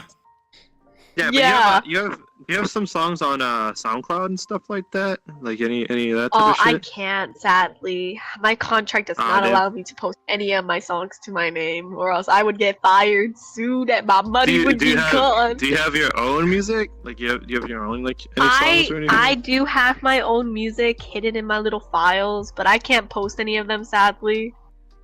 Really? Unless it's by like a secret name, my company like never finds out. Because if they do find out, then I'll be sued. And I like my royalties. I like my money. Keep my money. That's absolutely crazy. Eventually, going later on, when I was around like what I was 20. I was 20. I ended up in a medical something happened medically, and I lost the ability to walk. I eventually in VR chat ran into someone named JJ, the founder of IDA. I just saw a bunch of people dancing in the studio one day, and I was like, "Whoa, what is this? You're so cool! I want to learn too!" And I remember he taught me the two-step, and I. What is this to you, Oh, I'm sorry. I'm just like, you're so close. I'm like, this is funny. ADHDance. ADHDance. I was first taught the two-step. Right, the two-step. I was honestly, I know it's such a simple thing, but my little brain was so confused, bro. Because I was learning at that point. I think I started off with hip hop, and they were teaching me bounce, rock, and roll, and they were teaching me how to bounce and groove in a two-step. For some reason, my body didn't know how to groove because I was still in the midst of learning how to walk. So my body was just wobbling side to side. And I wish you guys saw me in real life, but my body was wobbling. I looked like an old grandma trying to crip walk. But oh my god. What? Oh my god. David is crazy. Yo, was that OG Grandma Debbie? Dang, she can break it down. Eventually, because of dance, I really wanted to get into this because I also had like I had a huge confidence in you, and I saw everybody that were dancing. I was like, whoa, they look so confident. I want to be like them. That's right, me too, goody pop. And eventually, I just I kind of went my rounds. I went from hip hop to I believe. Animation. I tried animation. I just hated it. I'm sorry. I respect the style, but I couldn't do it. I couldn't practice. You got to meet Keenan, right? Like you actually got to meet like Keenan eventually IRL, and like yeah. Once. Yeah. But once. But one time, never again. Not one time. Bro, I just was not interested, man. No I went from way. hip hop to animation to afro to crump. That was the worst idea, bro. I don't know why I tried to learn crump. I couldn't do it. I tried for a whole straight week, and I just couldn't lab crump. I just was so. It was because I'm a musician. No. It's because I'm a musician too, and I'm gonna be completely honest here, bro. Every single time I heard crump music, my musician ears, it hurt a little bit. My heart broke apart a little bit every single time I heard crump songs, bro. True. I heard crump music, and I was like, "What is this, bro? Who's mixing these tracks?" And I just couldn't do with it. Back then. Now I respect the style and I'm used to the music, but back then I just couldn't do it. I think I went, and then after Crump, I forgot what other. I hope you are really pop. Protrax was dying. Protrax is like, you give Crump only you gave a it week. a And he said, no, I'm not interested in that. I think after Crump, I found whacking. I believe it was after Crump. I just saw you randomly in an Alice Dance Studio world doing that in the corner, and I came over and I was like, "What is that? I want to learn. Teach me." You told me the foundations. Tell me about whacking, and I just went on YouTube and I stalked it. I just stalked all the videos. I watched it all one by one. Yes, You I stalked legit the stalked dance the style. style because I was so curious. And what I loved about that style, even though I didn't fully understand the foundations yet, is that how dramatic they were, how confident they looked, how they were feeling themselves. Or I love their expressions too. It felt like I was watching some musical theater acting, and their poses, everything was so. It was so flowy. I loved it. It felt like elephant stomping and going like, "Look at me, bitches! Look at me! That's right! Look at me!" I don't know. I You just liked didn't it. feel It was like that during your 1 week of Crump? Elephant stomps? You're like, Your whole week? Your whole eternity of Crump? Yeah, the whole week. It was so long, bro. I couldn't do it. I couldn't do it, man. She just saw all the bad bitches basically looking all fucking fabulous and shit, and just like said, "Yep, that's what I want." I had a huge problem with my learning, because I would see all these women like so feminine, so pretty, but I had such a problem with that. But with whackers, it's just like no matter what you did, they just they looked gorgeous to me. They looked beautiful. They looked so confident in themselves, and that's what I loved about it, the femininity as well. And I was like, this style is mine. No one can take it away from me. And I started actually learning the style. And at first, it was a little confusing, and I refused to. I think that was still during the time where I refused to go in the cipher circle. I just kind of stood in the circle and I stood around, and I was kind of scared. I was just frozen. I would just look in the middle, go in a circle, and go like. Oh shit! No, legit, that was me. And I think I even had the only time that I actually went in the cipher circle was we had 4 or 5 group of friends. And they would continuously Seta, just do it, Seta, do it, Seta. And they did let's go, Seta, let's go. Hour, Yeah, I remember I just stood there. One of your first times talking to me was like, "Hey, could you go over just battle mentality and what it means to battle with me?" And so oh my God. you had me review some of your battle footage, and then we hopped into a world and we were going over yeah, so here are the things you focus on in a battle and so on and so forth and yada yada. And I must have been given some good advice because girl, yeah, you're girl, I'm gonna be honest, every time you basically end up right when you end up getting into a battle, you just end up going straight into that Lady CC pose. I'm just you're right there, locked in. I'm like, oh my God, I'm actually fearful. That's what I love about it. I'm actually fearful. I love my alter ego, and this is what I learned from Princess Lockaroo. That you have to gain an alter ego when you're whacking. You have to gain this confidence, because she would always tell me, right, this was her foundations that she would joke about, right? She would say, be confident. If you're not confident, you kind of look stupid when you're whacking. And ever since then, I took that to heart. It's true. I realized when you're not confident in your dance style, it just kind of looks like you're doing nothing. And you're just in that little void, in my opinion. And I think even faking your confidence while you're dancing is a huge step up, because that's what I did. I just faked it till I made it. I would just pretend. Before a battle, I would always sit there in the corner just quietly, bro, planning my vengeance on these people. They would continuously say in my mind, I'm gonna crush them. They're gone. They suck. I would gain an ego for myself as Lady CC. I would make myself gain an ego. I'd be like, they suck. I can crush them. Fuck them. They can't do shit against me. I would just sit there in the corner saying that in my head over and over and over again, bro, while I'm stretching. Literally, Protrax is Protrax poured his aura. That's what he taught me. Yeah, I took it all from him, bro. Say that. Just know mentality, all from him, bro. This was him. I took it all from him. And now Protrax is I'm nice and everything like that. Here, literally, it's right here. You know, literally, your aura.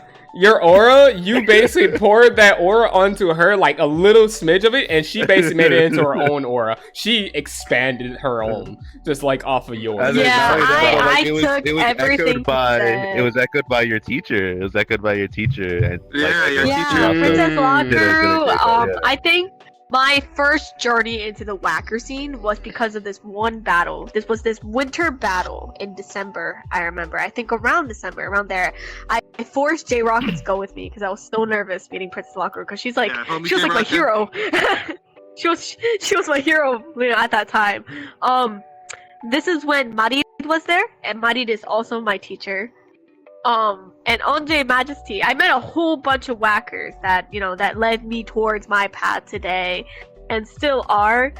I watched that battle. I fell in love with everyone. I went up, and I went to go talk with them, and I just dragged J-Rocket with me. I had to be like, J-Rocket, please, I can't do this. Come with me, please. I can't do this without you, bro. Please, I'm begging, please.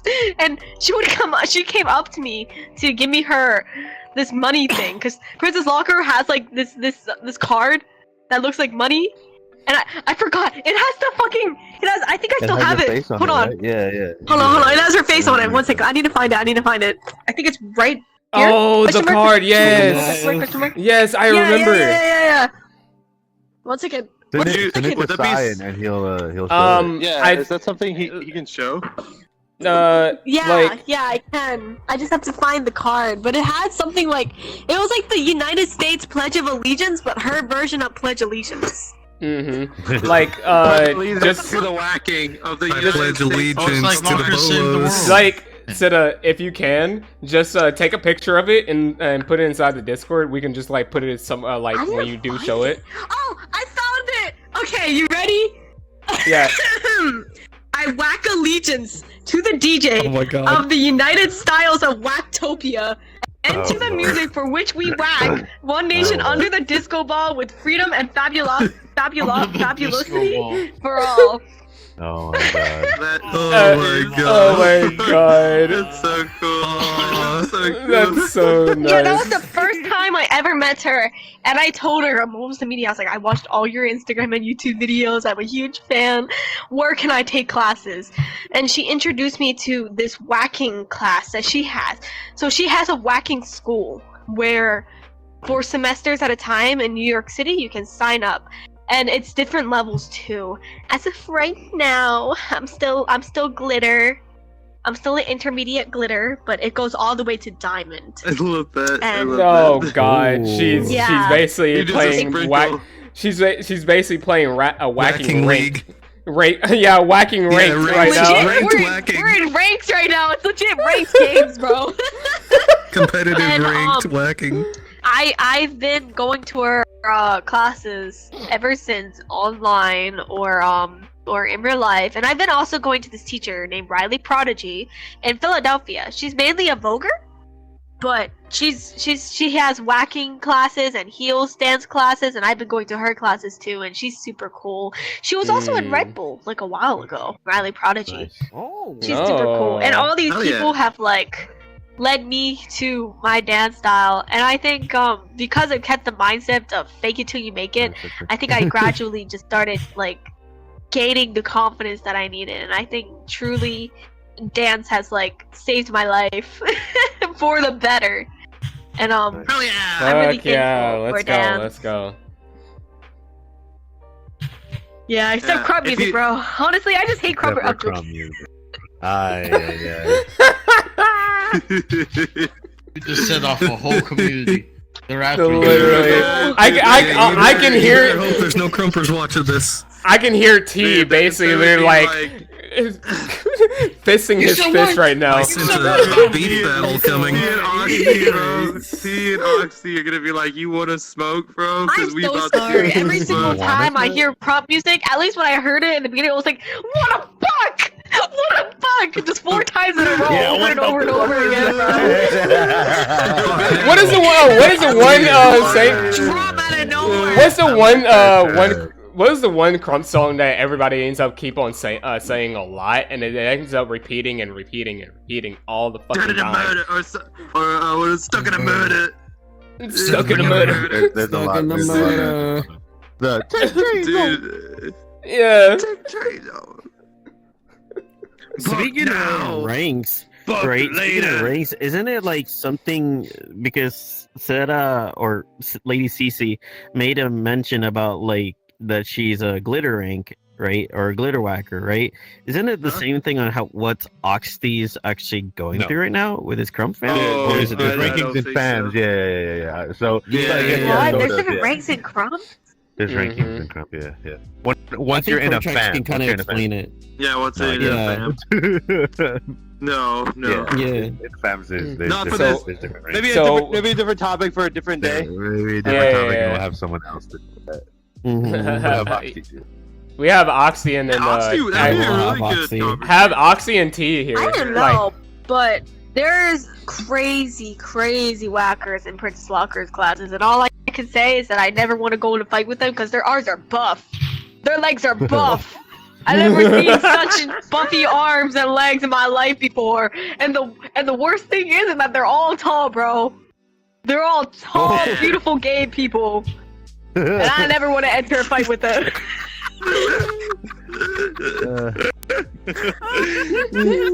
We love tall, beautiful gay people. Oh my god. They're gorgeous though. Like honestly, like this is off topic, but like they're gorgeous. I don't know why all of them are so pretty, bro. They have like their own individual styles. Because whenever we go into whack battles, like whacking battles, we all have to go in these crazy fucking outfits, bro.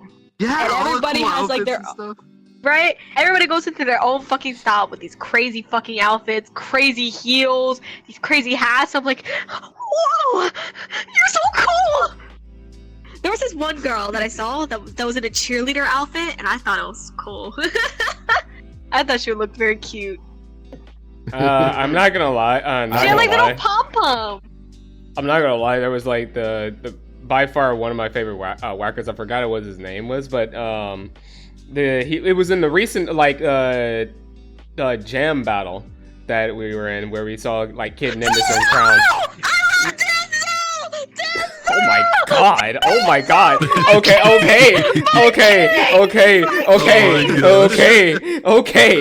my god! We lost Protex. Oh no! What did Protex get up to? My king! You don't understand how much I love that man, bro. Princess Lockaroo, Denzel, Mudded, Waxy. Honestly, Denzel. Ibuki, I love Ibuki, but Ibuki has appeared for so long. Or something. Ibuki and Denzel surprised me. I won't say it. They both of them. Those two men. Oh, anyways, I'm sorry. I hope you know my teacher Mari knows those people, and I'm gonna text her that you said that. No, wait, don't do that, don't do that. I'm joking. Just show them the podcast. She knows about you all. She knows about you. I can't tell her. Yeah, I haven't gone deep into VR chat with her yet because she's from Korea, and I know for a fact if she hears about it, she'll be like, "What the fuck is wrong with you? Fucking weirdo." She won't actually do that. Okay, so we need to just rip the audio, and then you send the audio. For the audio. Just send the audio. Well, even still, there's some interesting conversation pieces, so no, that's understandable. Oh my god, I love like I think the styles within different types of whackers is very interesting because I've got classes from Waxy's main student, which is Onje Majesty in New York City. I wish you guys got to meet her, but she was really busy. How do you know Onje? You know Onje?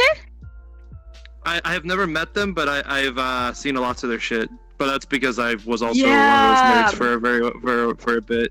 She's insane. for a little while, so.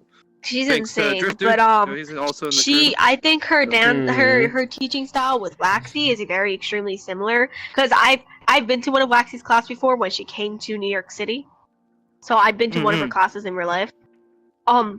They're very out of the box, very creative with their whacking. Like they really know how to like play around with how they whack, and I think Anjay's like whacking style is extremely strong against in an all styles battle. Like I think if she did it well, she would be unbeatable. She'd going worldwide. Nobody be able to beat her. I think with Princess Locker Room. Like no, she has in New York City, bro. She's huge in New York City. They went worldwide as well. They've done worldwide battles. Yeah, they did. Wasn't she also like in some type of like Seven to Smoke that was like I think it was in China or something, or wasn't it in like Anjay Majesty? Yeah, I believe so. Anjay Majesty travels a lot, bro. She was on because she started whacking in Korea first, and then she moved to the States a bit ago. I'm probably thinking of someone else, but it's like prefers New York City better, and honestly I agree with that. Korea is very competitive. Like if you don't continuously go to battles, there will be no name for you. There is nothing for you, bro. You get nothing. You have to go to battles continuously, and it's a very toxic environment sometimes that really runs you down while you dance. So I understand why she came to America. It's a lot more loving than Korea. A lot more loving and I know it's chill. not. Yeah. Right, it's a lot more chill. Like the dancers are very accepting. As wild with Princess Locker though, I think she's very technical. Like her technical skill is extremely strong. Like her foundation's very, very strong, and she really hits you on that to make sure your technicality, your skills, how you stand is like very strong. Because I remember I was being lazy with my poses. Yeah, I was being lazy with my poses, and I had my like back bent like an old lady for like 5 seconds. She came out of nowhere and she like, come on, Cece, up straight, back straight, and she will call you out. The best thing about her is that she's very strict. She will humiliate you. She will call you out in front of the whole class if you don't do it correctly, bro. I remember there was this one student that was whacking, but her footwork didn't follow the beat of the music, and she called them out in front of the whole class, and I was like, oh, I'm so sorry, Gully Pop. You just gotta practice for next time. Yeah, she's very strict, but I love her. That's what gets a lot of her students to get to get pushed. I don't think a lot of students like fit with her teaching style, but at least for me, because I'm Asian, bro. My teachers all yelled at me when I was a kid, bro. You were born with I was trained for this. You was born with the strictness. I mean, she's Latina. Born so with the strictness sounds like a. She's Latina. That does make sense. She's Latina, the strictness. Yeah, that is also a thing. Yeah. That reminds me of this one meme of like 4, 5, 6, 7. Patricia. That is her, bro. That is such her. It's like 4, 5, 6, 7. What are you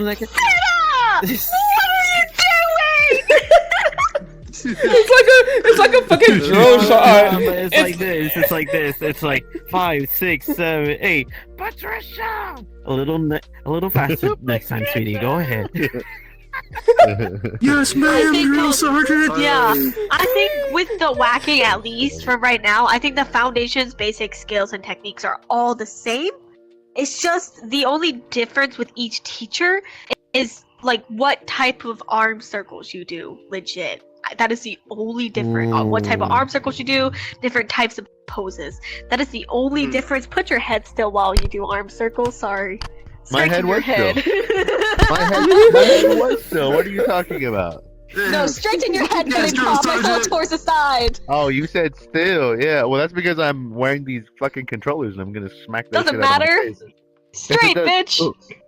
You said you're straight. Now act like it. What the Straighten fuck? your head. God damn What are you it. talking about? I'm gonna Oh my god.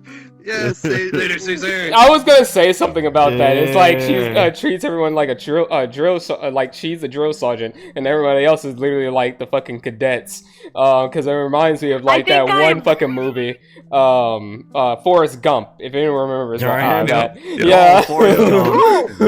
My boyfriend actually works for the restaurant in New York City that has a restaurant inspired by that movie. Really? Yeah, I didn't even know that was a restaurant there. What? That's his movie. You didn't know? It's a chain. They got one in Japan we too. gotta go to Bubblegum. Yeah, it's a chain. Because there's a Bubblegum ship here. They have I one need to on, go. Like, We need 6 they have one here in San Antonio, I believe. There's also one in Chicago. New York City. Yeah. I need one to- on the, if we're near the Santa Monica Pier, then we can actually go there. Oh shit! Oh, okay. Yes. I thought it was on the Santa Monica Pier. Yeah, it's like on there Yeah, and it stuff. is, it is. It's just Okay, like- okay. Yeah. I'm just saying, like, I if went we're there, near I the went- Santa Monica Pier, like the Airbnb, what we can do for one night, and we could literally do this, right?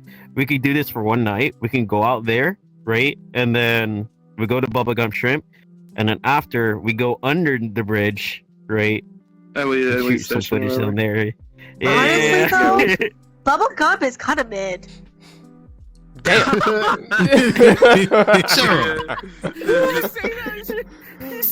Giving it too much credit. Well, there goes Oh our my shot at God. ever getting sponsored by Bubblegum Shrimp.